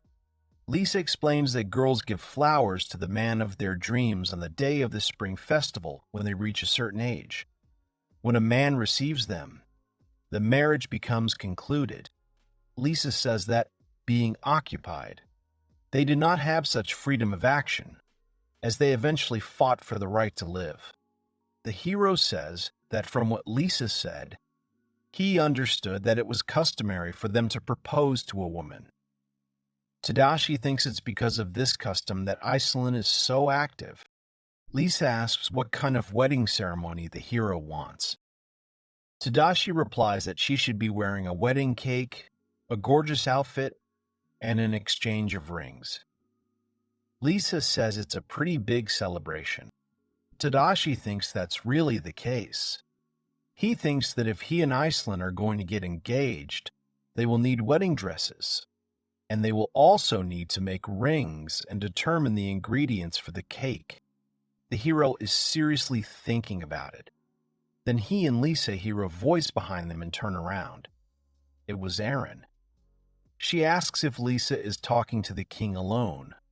The girl replies that Tadashi is going to marry them all. Upon hearing this, all the girls turn towards the hero. Tadashi says that he did not say that he would marry everyone. Then he realizes that it is unlikely that anyone will listen to him now. He thinks that the fuss is about to start again. The next day comes. The hero thinks to himself, the new goal will be to prepare for the wedding ceremony. Tadashi has already instructed Mail to make alcohol, and he has already entrusted the bride's dress to the seamstress Lola. The hero thinks that now he needs to take care of the wedding rings and the cake, but he does not yet know what to make a wedding cake from and where to look for precious stones. Suddenly, Asya calls out to him. She screams that trouble has happened. The hero offers the girl a little rest.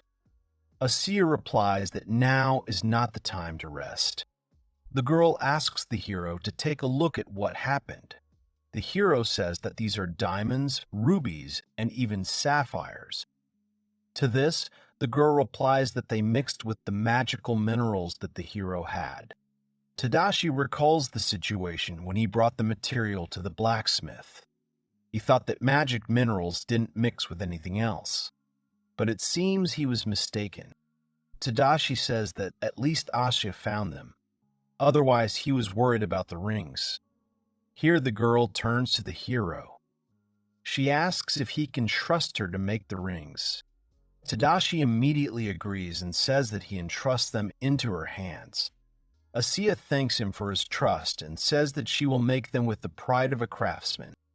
Tadashi thinks that the problem with the rings has been solved and that now we can move on to the cake. He thinks about the fact that they don't have milk and eggs, and where to find the necessary cattle. The hero stands confused. Suddenly, Karuru flies up to him from behind. Tadashi asks what Tom needs. The creature puts the hero on his back and carries him somewhere. Tadashi asks the animal where he is taking it anyway. They are approaching the forest. The hero asks Karuru if it is not dangerous to go deep into the forest. But then the animal stops.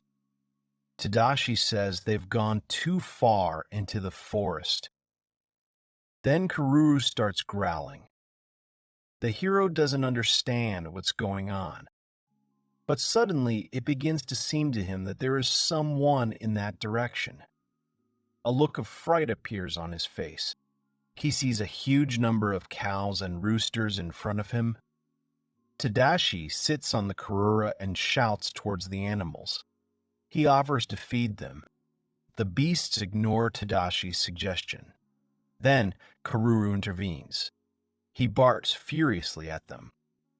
All the animals look at him with fear. Tadashi thinks that these wild animals are just like little ones and that they need to be tamed. The hero repeats his offer once again. He says he will show the animals a place where water and food taste better, and they will give him eggs and milk. Karu growls at the beasts once more, and they get scared.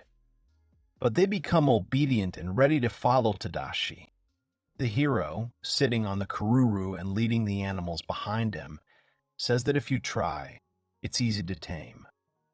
Karuru, satisfied, growls affirmatively. The hero arrives back at the village. He thinks that agriculture is a human occupation, and cattle breeding undoubtedly belongs to agriculture. Suddenly, Aaron and Tulin approach the hero. Iselin says she heard that the hero was holding the ceremony of the first flower, so she prepared the seeds. But suddenly, something shocks her and she asks what it is. The hero thanks Iselin for the seeds, and then explains that the cowshed and chicken coop are just right for them. He suggests sowing flower seeds as soon as possible. Aaron tells Iselin that those chickens and cows that seem to have huge chunks of meat. Iselin replies that they are a devilish cow and a devilish chicken, and that they are real animals. Aaron asks if they can tame demonic cows and chickens. Iselin answers in the negative, saying that neither humans nor magical creatures can be tamed. Aaron draws her attention to the picture ahead. The dashi pats the demonic chicken on the head, saying that it's time for her to lay delicious eggs for them. The same one has tears in her eyes. Aaron says the demonic beast is crying. Tadashi also realizes that earlier demonic monsters from legends were guarded by Fenrir. Iselin explains that this was so, because they were subjugated instead of being tamed. Aaron thinks about it and then asks if having demonic beasts is a combat capability. Iselin doesn't understand what she's talking about. Aaron explains that they have more than 30 terrifying demonic animals. Therefore, if the princely army comes here, then the animals will be suitable if necessary. Iselin finally understands what the ruler of the beastmen is talking about, and says that they need to be vigilant. Suddenly, the hero calls out to Aaron and Iselin. He asks them to take eggs and milk. He says there are a lot of them, and that everything looks delicious. The girls stand in a stupor. Tadashi says that if they try to tame demonic beasts, it will be easier for them in the future. Girls understand that they are absolutely untamed. Then Lola and Asya come and call Tadashi. Lola reveals that she made an outfit for the wedding ceremony. The girl says that the wedding dress turned out well. Tadashi says he had no doubt that she could handle it. Then Asya turns to him. She says she got a sapphire for an engagement ring. The hero likes the ring, and he says he's glad he relied on her. The girls are happy. Lola says that we need to start mass production as soon as possible. Asya says that she also needs to make rings that fit the size.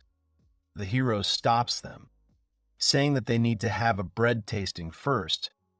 The girls are surprised. Maru says that she wanted to test the pastries, so she decided to try it on bread. She brings freshly baked bread. All told, it looks pretty appetizing. Then the hero turns his attention to himself and says that this is not all. He shows the first batch of alcohol. Lola says she confused it with raw ale. The beer is cold and delicious for her. Tadashi says that light beer is better to drink cold. It is cooled by the magic of life. Asya says that this alcohol is very saturated. Tadashi, on the other hand, thinks that at last the heavenly protection and magic of this world are being reduced to reality. Girls drink beer with bread. The hero says that simple magic can cool or heat food, but the magic of life makes the cooking process amazingly easy. Next, the hero thinks that since the stove turned out well, then you can bake a cake. Then fresh cream and butter. Here, Maru turns to Tadashi. She says that the hero is kind to everyone indiscriminately. But can someone like her really get married? The hero is in complete shock. He doesn't remember anyone saying that. Tadashi asks if the girl wanted to marry him. But Maru says that's not what she wanted to say. She says she has a child and asks if the hero is against it. Tadashi goes into a stupor, a half-man who has a child at the age of 28. Cornell, who was her husband, had died earlier in the war with the principality. The girl says that she heard the disapproval of the hero, but she is proud of her husband in the end. Tadashi says they should remember the great brave beastman. He says he heard that he was great at the last moment. Suddenly, a little girl runs into the room. The hero asks if this is really Maru's daughter. The girl answers in the affirmative and says that her name is Picha. The girl hugs her mother. The hero thinks to himself that Maru's husband died in the war. The mother and the little child were left alone. The hero says that the girl will soon remarry, even though her husband was so gorgeous. The girl replies that if she becomes the wife of the gentleman who saved the island, then her husband will be happy. She says she will be obliged to raise her daughter and produce new children.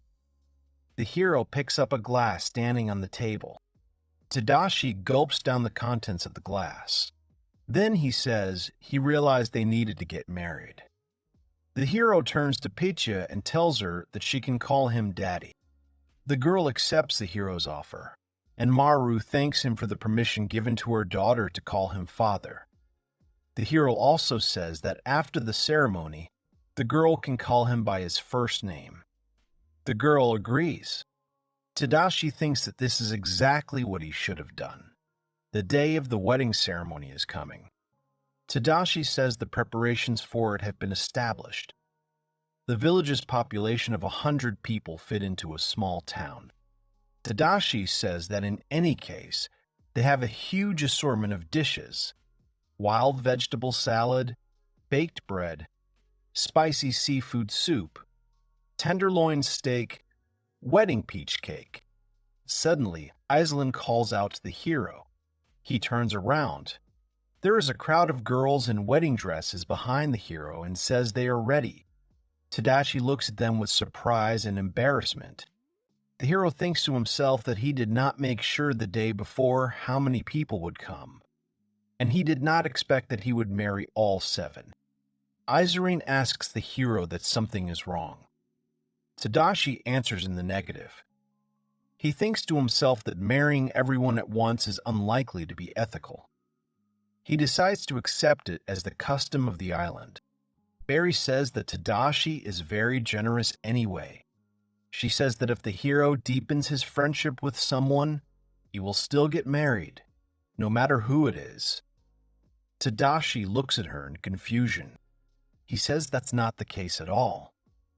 The hero asks not to talk about how he can marry anyone. The girls say that such rumors are circulating around. The hero thinks that they have come so far in helping each other, but even if it was necessary, he is still glad. Aislinn offers to exchange vows. The hero agrees, but first offers to try the blessings of the deities and then start eating. Suddenly, a bright light appears from somewhere. Gods appear before the heroes. Kronos is the god of agriculture. He greets the hero and says that he seems to be in perfect health. Vulcan, the god of blacksmithing, offers him a drink. The girls look at the gods in surprise, and Tadashi agrees with Vulcan and says that, thanks to them, He has more connections. Vulcan says he's been looking forward to this day. He likes everything. The gods taste the alcohol prepared by Tadashi. Vulcan tries it first and says the booze is just fine. Kronos says that Barcan manners are terrible, to which Vulcan replies that drinking is low. Suddenly, Iseline calls out to the hero. She asks who these two are. Tadashi replies that they are deities. He says that he placed the offering on the altar, so naturally the deities came to dine. The girl screams that this is completely unnatural. The hero realizes that another mess has occurred. The girls are surprised to realize that the deities have arrived. The hero understands for others, the descent of deities to Earth is unusual. He begins to explain that if an offering is made, the deities will personally arrive to taste them. The girls stare at Tadashi in a stupor. The hero understands that they didn't understand much. Suddenly, Kronos turns his attention to the newly arrived gods. He turns to Mia and Helcaburids, saying that it is indecent to come in with such a face, since Tadashi tried his best to cook. The goddess of wisdom Mia says that at least Kronos had a choice whether to come or not. The god of heroism, Helcaburids, says that first of all, they have a rule not to support specific revivals. Oranos says that the god of heroism is starting to be stubborn again. He asks if it's because of the armor that he's so cruel. Helcaburids is indignant, saying so what? Two gods come into conflict. Tadashi intervenes and tries to resolve the dispute. The hero says that the gods work quite hard, so they should eat. The god of heroism tastes the first course. God admires the magnificent taste of this dish. Tadashi explains that this is a soup made from algae and other seafood. Kronos says that it is common for Tadashi dishes to receive 7 stars from the patron saint of agriculture. Mia turns her gaze to the beef tail soup. She says that in their day, such exquisite offerings from the faithful are impressive. Kronos then calls the goddess of healing. He tells her that they have tried a lot for them, so she should come and taste it. The goddess of healing, Elysia, says she didn't do anything. Tadashi addresses her. He tells her that they are sincerely grateful to her for giving them the herb. The goddess says that all this was done exclusively by the hero himself. But since he insists, she agrees. Tadashi is surprised that the goddess has started eating meat so suddenly. It came as a surprise to him that Elysia was eating meat. Suddenly, Iseline turns to the goddess of healing. She says that she always takes care of them. Elysia is surprised. Iseline asks if the goddess is worried about something. She answers in the negative, saying that Iseline herself believes in her. She asks the elf to focus on this. Iseline is very glad to hear such words from the goddess of healing. Kronos asks Tadashi if he is called the monster god Oda. The hero asks again. Kronos says that this deity also takes care of magical beasts. Tadashi says Kururu came to bring Mr. Oda. He says he's completely forgotten about it. He hits the dragon figurine and the monster god Ode appears in front of him. Tadashi asks Kronos what Mr. Ode is going to eat. He replies that he eats everything. You just need to give him more. The hero provides Ode with his portion. He first carefully tastes and then eats everything to the last drop. The hero is surprised by this. Tadashi asks Mara if she asked for more. The girl answers in the affirmative. Vulcan tells the hero that the booze is over and asks him to bring another whole barrel. The hero says that everything will be fine now. The gods are having fun and eating their fill. Tadashi tells Kronos that it's worth holding a wedding ceremony while everyone is assembled. God replies that he is only happy. The hero says that it is necessary to make sure that Mr. Kronos and the others who care about them are married. Kronos says that he, as the god of agriculture, will provide them with a rich harvest and a huge number of descendants. He says that he is suitable for a Rolbog, who should be trusted to witness the marriage. Kronos begins the ceremony. Tadashi thinks to himself that it's a good thing that at least Mr. Kronos isn't drunk. The wedding ceremony begins. The hero says that there is a custom on the island called the Ceremony of the First Flower. But this is the first time the inhabitants of the island have seen a wedding ceremony. Tadashi tells Kronsu that now they will say the words of the oath and exchange wedding rings and lily flowers. Kronos said that polygamy often happens in their world, but he had never seen such a wedding ceremony before. He says it's so similar to Tadashi. Tadashi is surprised by such words. Kronos suggests saying the words of the oath in the temple. The hero agrees. Suddenly, someone calls out to him. It was his 7 brides who asked to accept their flowers. The hero, embarrassed, asked to approach one at a time. He puts an engagement ring on each girl in turn. Each of them is delighted. Kronos says it's a real happy marriage. He blesses future descendants for prosperity. The hero thanks him for this. Kronos reproaches the other gods for not having prepared any gift for the wedding ceremony for Tadashi and the others. Vulcan doesn't understand what kind of gift they were supposed to prepare. Kronos says that this, for example, could be a new star of heavenly patronage. Mia says that the god of agriculture is talking nonsense. Kronos accuses her of stinginess, to which she replies that if she makes a gift to Tadashi, the order of the earthly world will be disrupted. Elysia agrees with Kronos. She offers to give the hero's brides 1 star each. Iselin, hearing this, is over the moon with happiness. Mia says she is against such gifts. Kronos tells her that she's the only one who hasn't tried the offerings. Mia turns to Tadashi. She says that she ordered the best wise merchants from among her believers to be brought here. The hero thanks her for such a gift. He thinks to himself that, really, traders from the border territories will come. Then Eren appears. Tadashi asks her if she received a gift. She answers in the affirmative, saying that she received it from the hero deity of Mr. Helcabarus. The hero says that he will not arrange a wedding with Eren. She says the hero's desires have changed to obscene ones. He refuses in every possible way. The girl says that she is joking and that it is too early for her to look at the hero in this light. But she says she'll think about it later, whether she wants to or not. Tadashi thinks to himself that he hasn't said a word about it yet, and also that it will be difficult to have 7 wives. Suddenly he hears a hail. Iselin says she is glad she was able to marry him. All the other girls say they're happy too. The hero replies that he is as happy as they are. He thinks that in his previous life he had no idea of getting married. The hero wondered what would happen if he was left alone forever.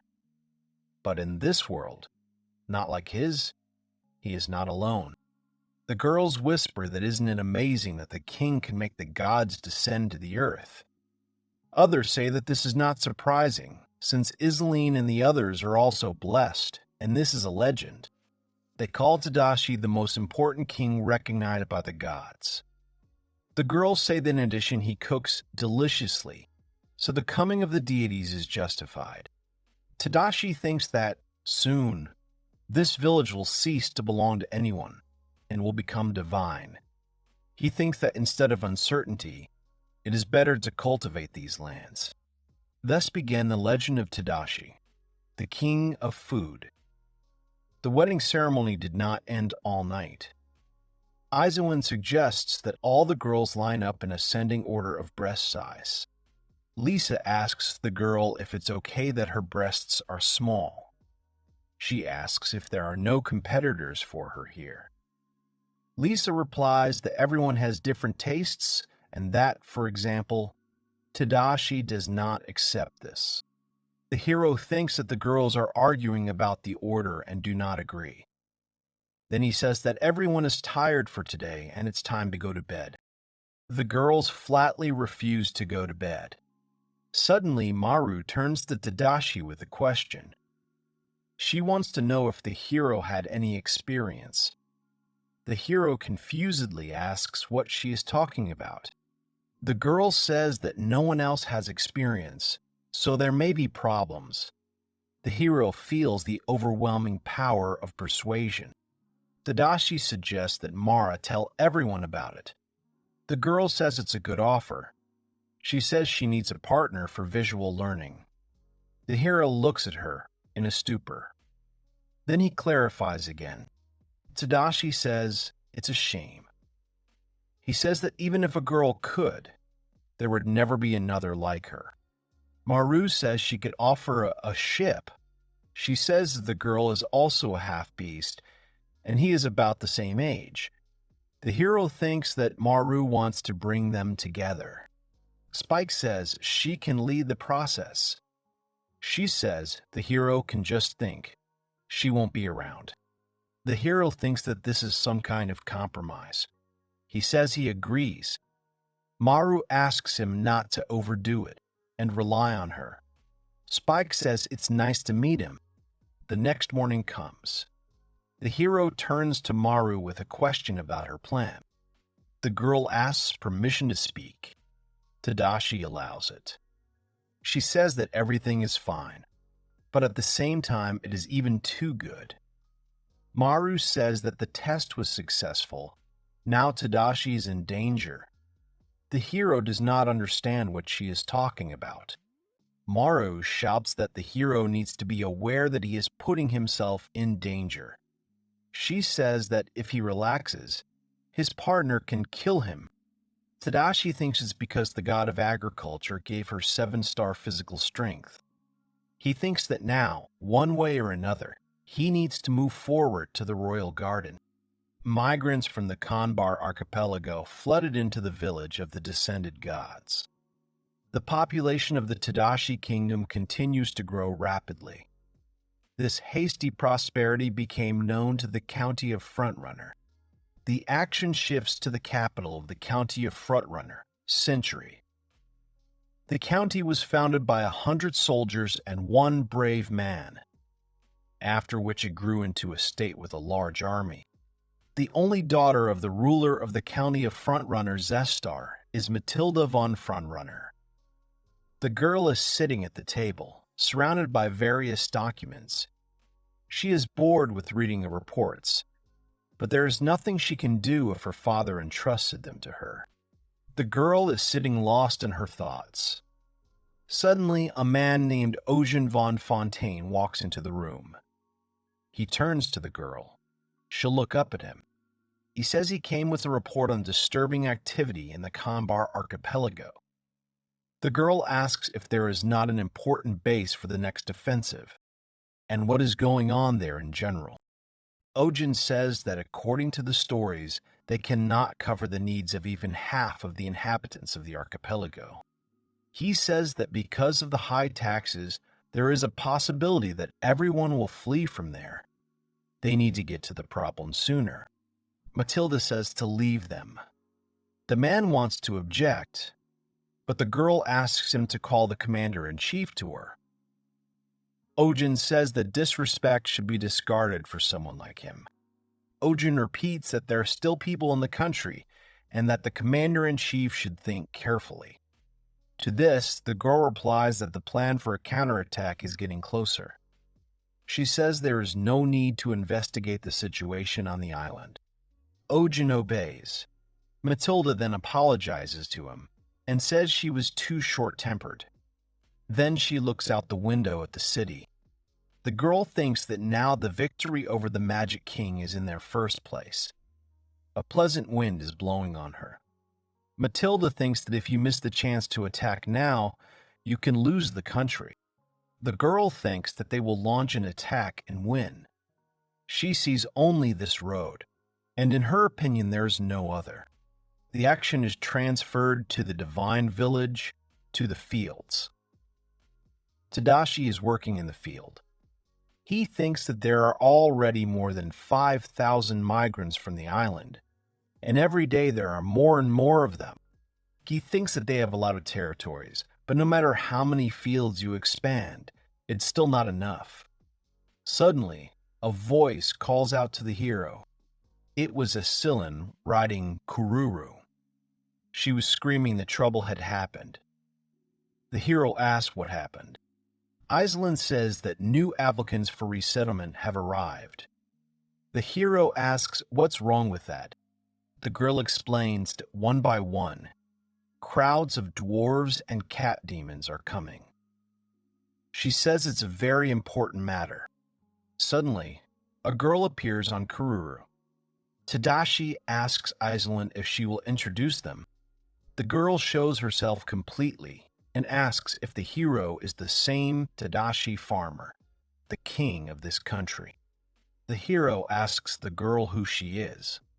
Iselan suddenly intervenes in the conversation. She says that he is a traitor and the leader of the caravan of the cat demon people.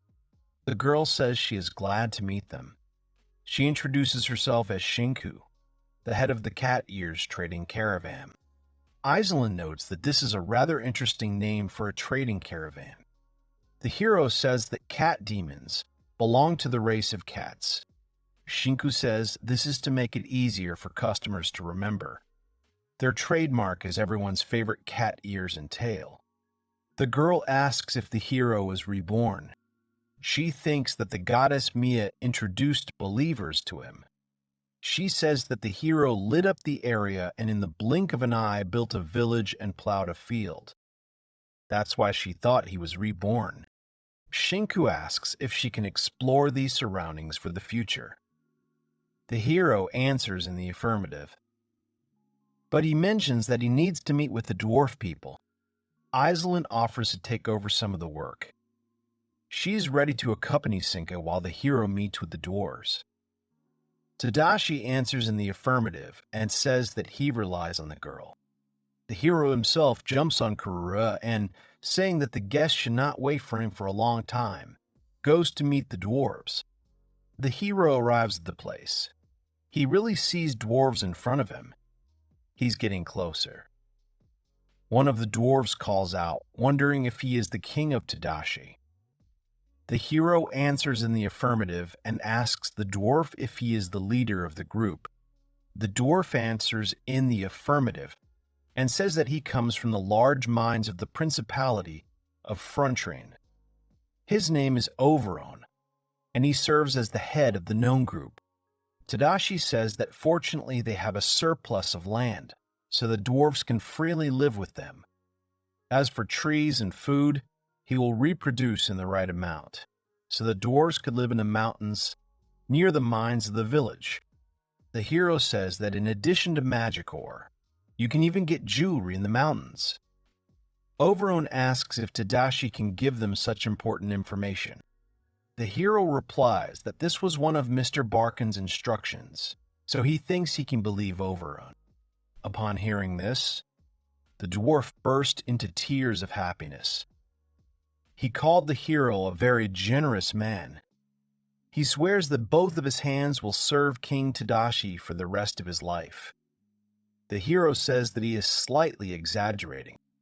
Tadashi holds out his hand to Overon and offers to go to the mines as soon as possible. He says that now he and the dwarves are comrades in arms. The dwarf accepts Tadashi's hand and says that he will stand shoulder to shoulder with him. The hero thinks that there will be a village with mines in the north, which belongs to Oberon and the rest of the dwarves. The hero will supply them with the necessary products. In the south, on the island of Kanbar, there will be settlers, 1,000 people. The cat demons have begun preparations for an international trading port. It was also decided to build a fort along the river in the center of each place, which will serve as the base of the kingdom. Shinku says the trade is going according to plan. She also mentions that regarding magic iron and magic steel, it is forbidden to export them. Tadashi wonders why they can't be taken out. The girl says it's because the county is preparing for war. She says that weapons made of magical iron and steel will be an advantage for their country. Iceland asks what kind of war with the county Cinque was talking about. The girl replies that if they allow so many people to arrive, it will be an actual declaration of war. Iceland says that she and her people will leave the island as soon as they pay off their debts. She says that this territory was originally intended for those who cannot live in the principality, so the principality itself will not notice anything. Shinku says that the girl is too naive. He explains that the inhabitants of Gonbar Island have almost disappeared from the island and are still flocking from there. She agrees that they won't notice anything because the county's top brass are all idiots. But still, she will prepare a counterattack strategy, taking into account the various possibilities. Tadashi says he relies on her because he doesn't know anything about military affairs himself.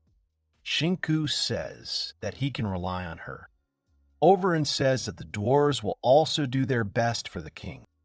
Iceland says that the sea elves and the island demi-humans will not do as they did last time. Shinku slightly intimidates the girl, saying that if they are attacked in the first place, then they will run to the nearest fishing village. Aaron cheers her up, saying that they have Aaron herself to be brave. Shinku sarcastically tells Aaron that then he wants to hear her plan. The hero tries to separate them. He says he's looking forward to hearing from both of them. Shinku says that even if the Count's army is strong, a disciplined attack should help them. She says that therefore the outcome will depend on Tadashi's strength. The hero asks what she is talking about. The girl explains that his divine power came from heaven. Shinku has heard that this power can purify all these lands. The hero says that he doubts that he has mastered it completely, so it is unlikely that his strength will be enough to fight. Shinku turns to Tadashi. She asks him not to be so biased. The girl says that the hero's power is a powerful weapon that enriched these lands. The hero looks at her in a stupor. Tadashi says he will think about it. He understands that he is ready to use all his strength to protect his loved ones. He's a king who has to protect his people. The action shifts to the county of Frontrunner, Century Palace. Matilda screams in incomprehension, which means that a large mine, at the expense of which their country will live, has been put into operation.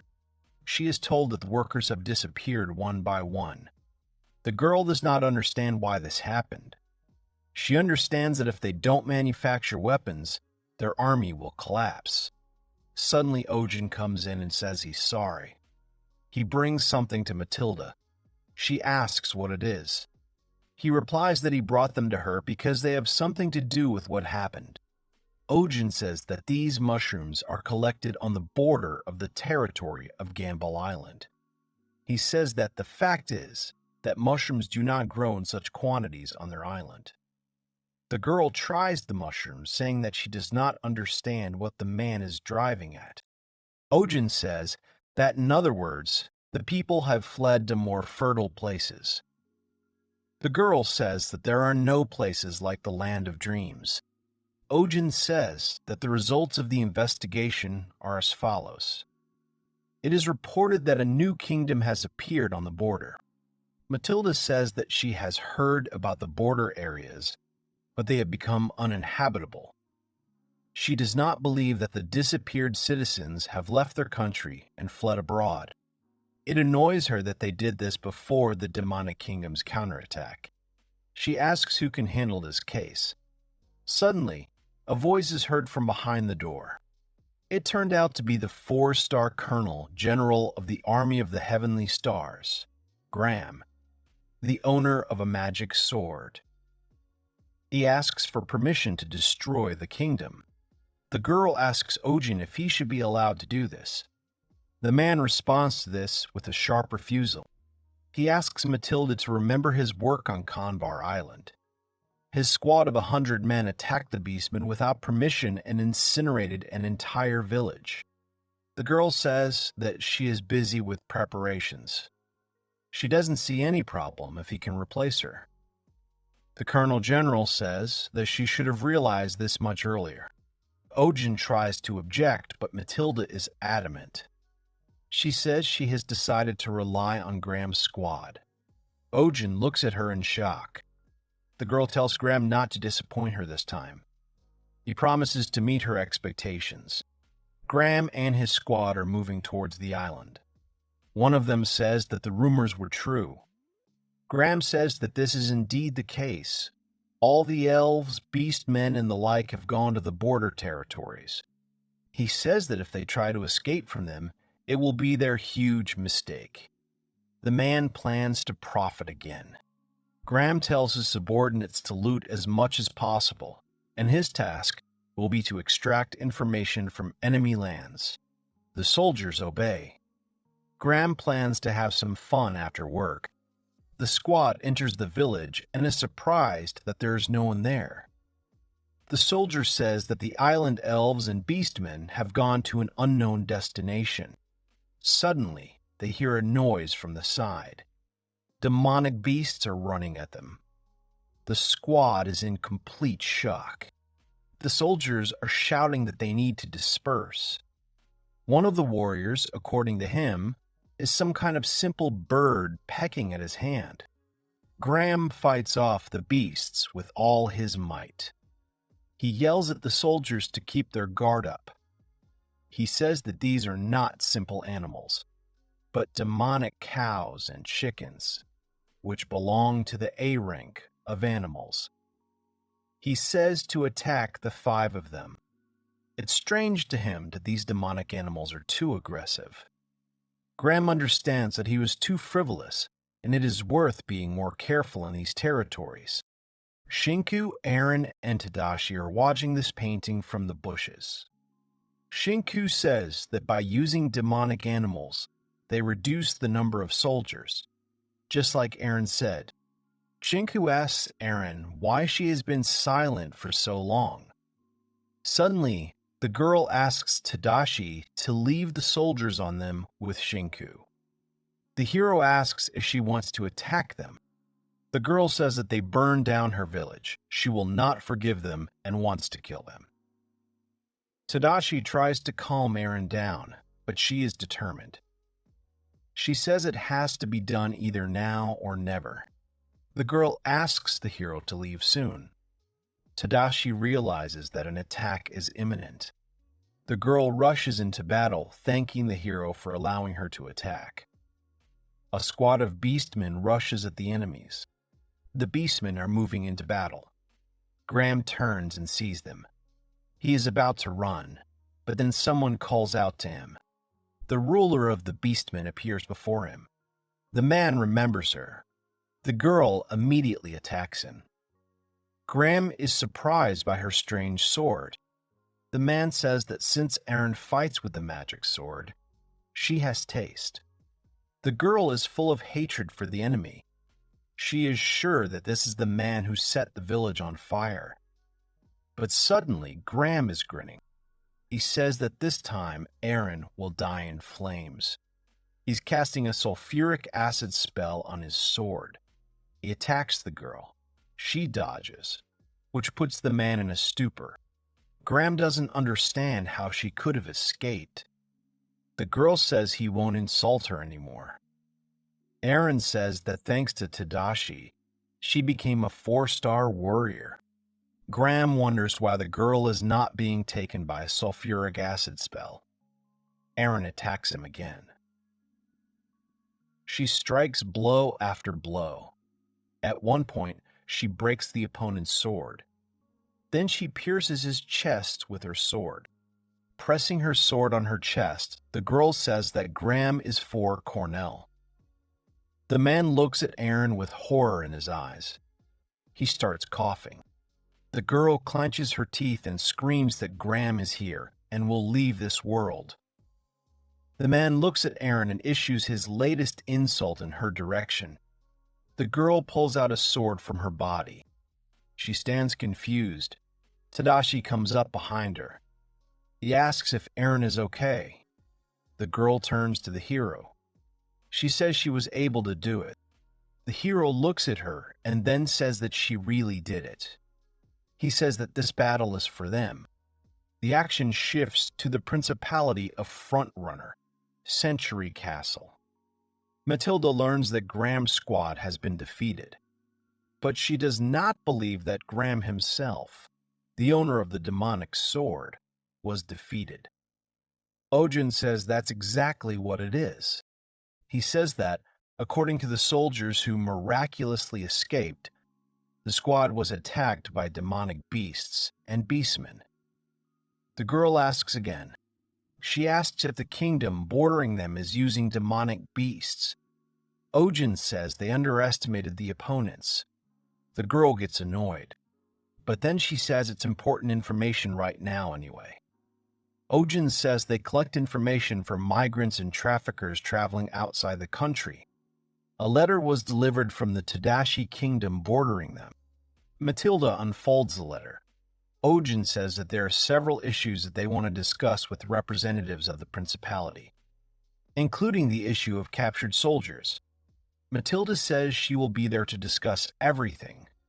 Ojin asks her if she can do it herself. The girl replies that, as the commander of the detachment, she cannot abandon the members of the order who are in captivity. Ojin looks at her in surprise. Then he says that then he will make the necessary preparations. The girl says that after all, the glorious order of the Heavenly Star suffered a cruel defeat from the beasts and beastmen.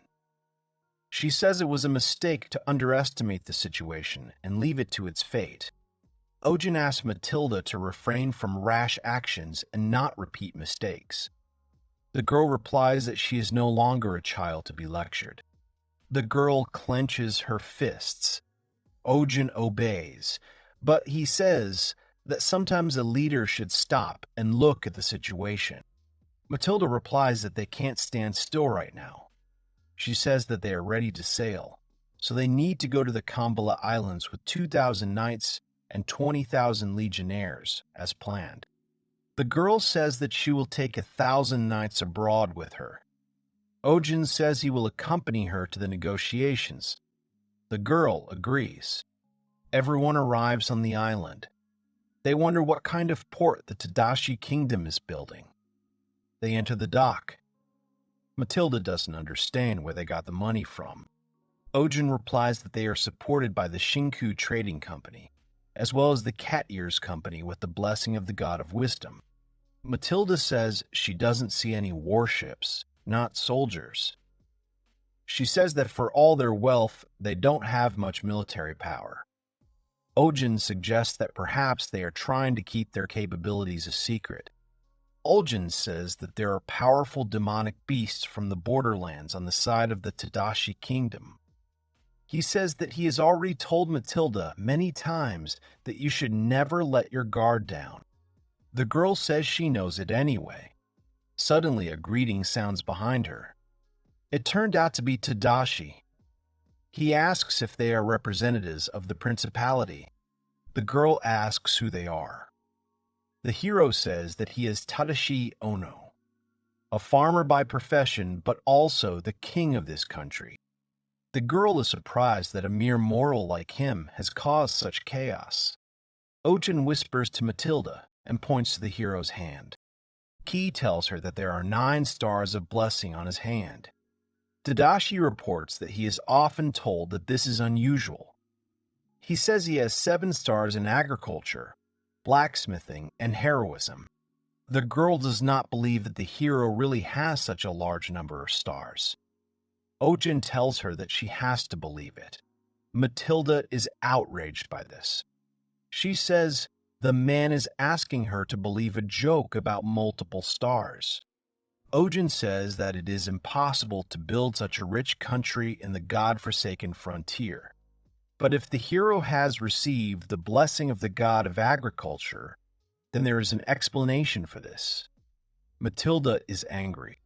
Tadashi recalls the peace talks. Shinku says their request is simple. They will return the captured knights and forgive the invasion of their lands. In return, the principality recognizes their existence and will not interfere in their lives. Matilda thinks it's arrogance. She says that the heroes took away 10,000 of their people. Shinku provokes the girl by saying, "This is what happens when the principality is in a bad state." Tadashi says that Matilda's principality needs food. He says they can sell it cheaper through trade routes. Matilda refuses. Then the hero asks what they need. Matilda replies that first she wants to return her people, the artisans, and she also demands the return of the beastmen and elves to the island. The head of the dwarves says that they came to Tadashi of their own free will, so they can choose who to serve. The elves snuggle up to Tadashi. They say they have become Tadashi's wives, so they will obey only him. Aaron says that Matilda will no longer rule over them. Matilda says that they have a legitimate ruler and that she doesn't care what they decide there. She won't accept this offer. She proposes to become a vassal state. In exchange, she would protect them from the threat of the demon lord. Aaron is outraged. She says that they cannot accept such a condition, since the principality has not fulfilled its obligations for a long time. To this, Matilda says that since they do not want to accept her offer, then she will simply go home. Matilda and Ojin arrive back in the kingdom. Ojin wants to start a conversation, but Matilda interrupts him and says that everything is fine, and even better than it could have been. She says that measures should be taken immediately to ferry the army to Kanbar Island. The girl says that they will attack the Tadashi kingdom right now. Ojin is shocked to ask if they will use military force to counterattack the demon kingdom. He says they don't know the true military might of the Tadashi kingdom. Ojin says that there is no information, and starting a war in such a situation would be a violation of military principles. The girl says that's why they will launch a surprise attack. Matilda says that at the moment the enemy numbers at least 10,000 demonic beasts, and they can't wait for them to become more powerful. Matilda says that they will be fighting both the Demon Kingdom and the Tadashi Kingdom at the same time. These are not funny games, and yet they will do it. She asks Ojin if he has seen those fertile lands. She says that if everything goes well, they can easily double their army, and then victory over the army of the Demon King will be for them. Ojin asks if Matilda intends to rely on luck for the survival of her principality. The girl replies that their principality is in such a situation that it will not survive if they do not take risks. She says that she, as the commander-in-chief of the army of the principality, the commander of the knights of the government and the representative of the prince, orders a surprise attack on the Tadashi kingdom. Matilda says that if they don't challenge them, they will worsen their situation on these lands. Ojin replies that he understood her, and out of respect will carry out this order. The action shifts to Kanbar Island. A soldier approaches Ojin and says that they have repelled the attack of demonic beasts. Ojin suggests that it was difficult. In the end, many beasts were defeated. No matter how strong the demonic beasts were, they couldn't defeat an army of 20,000.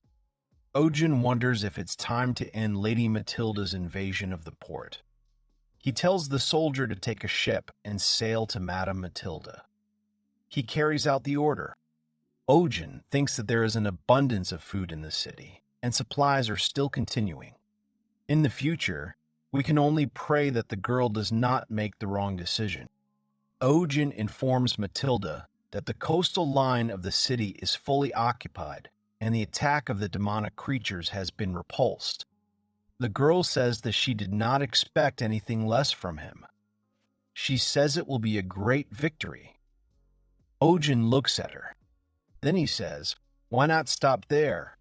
The girl does not understand what the man is talking about. Ojin says that they didn't receive any resistance except from demonic beasts. He thinks that most likely all the residents were evacuated to the interior of the country. He says that the enemies assumed that they would make a surprise attack.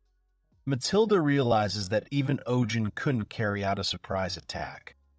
The man says that according to the report, a castle has been built on the River of Sorrow. He thinks that the base of the enemy army is waiting for them there.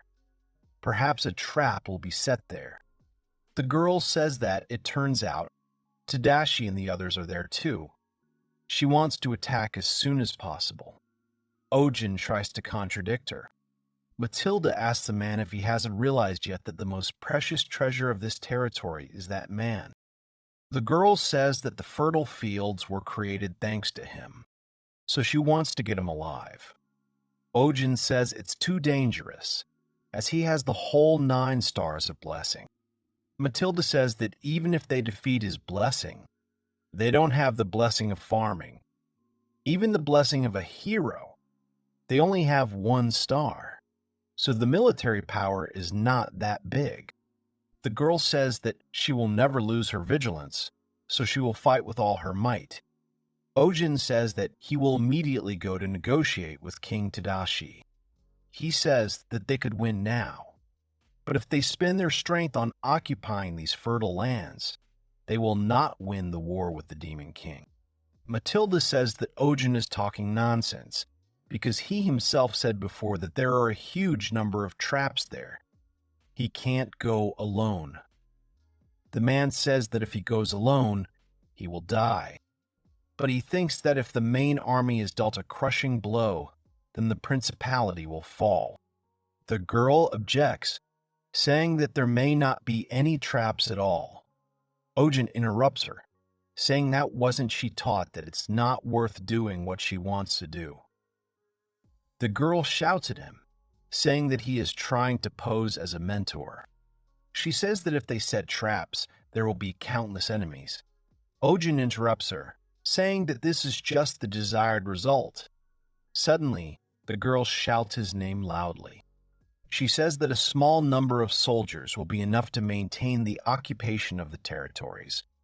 She wants to use the entire army of the principality to destroy the river castle. She says that this is her final decision. Ojin is horrified. He's trying to stop Lady Matilda. The army of the principality launched a stormy attack. The hero, by their actions in the past, realized that this would happen. But there were only a few people left in the port who could not evacuate quickly. Tadashi hopes that the prediction will not come true. Suddenly, Eren flies to him on Karura. She reports that the total number of enemies is 200,000 people, and the soldiers are probably 3,000. Tadashi decides to just watch. Ships are approaching. All the ships are off the island. Shinku, who sold information about the Principality's army to the heroes, carefully thought out a strategy, but there is no guarantee that the heroes will win. Tadashi thinks to himself that although the castle is called royal, it is actually just a wall of magical steel built around the fort. Suddenly, Shinku comes up to Tadashi and asks what he is doing. The hero tells her that she used to say that he could do something. The hero thought for a long time about how he could protect everyone. He understands that he cannot allow the principality to destroy the village, the city, the country, everything that was built by him. Therefore, from now on, he will do everything in his power. Shinku looks at the hero approvingly. Suddenly, she turns to Tadashi and comes closer to him. The girl kisses the hero and then pulls away. She says that if he wins the war, she will let him marry her. The hero looks at her in embarrassment. He says that, really, the girl has always aspired to this. The girl says she thinks this is the right place. Tadashi asks if the confession shouldn't have been before the kiss. She replies that in the case of the hero, this will not work, because if you first post the information, then he will answer no. The hero is smiling. Then he thanks the girl for making him feel better. He says she even joked about it. Shinku says that was exactly the case. As a result, the hero gathers his thoughts. He thinks to himself that he has come this far because of the friends he has made over a long time in this world. The elf, Iseline, the beastman Aaron, the dwarf Overrun, the cat girl, Sinku, Fenrir Karuru, all of them are very dear to the hero. Suddenly, he remembers the words of Kronos. He said that there is a river of mourning flowing in these parts, infected with a deadly poison. With the blessing of agriculture, the hero will be able to purify both water and soil. The hero recalls that he received the power of a blessing with which he was able to purify a river infected with a deadly poison in an area where no one could live before. He dips his hand into the water and begins to cleanse it with a blessing. The action is transferred to the army of the enemy ship, to the cabin. Ojin and Matilda hear the screams. They run out of the cabin. The girl asks what's going on. She is told that the bottom of the ship is constantly gnawing through. A huge fish jumps on board the ship. Matilda asks Ojin what kind of mysterious monster fish it is. The man replies that this is a ferocious demonic fish called devil salmon that lives in poisoned rivers. The girl says she looks like something out of legends. Matilda asks why she came here. Ojin says that maybe it's Tadashi's power. Ojin begins to worry about his army, because some realization comes to him.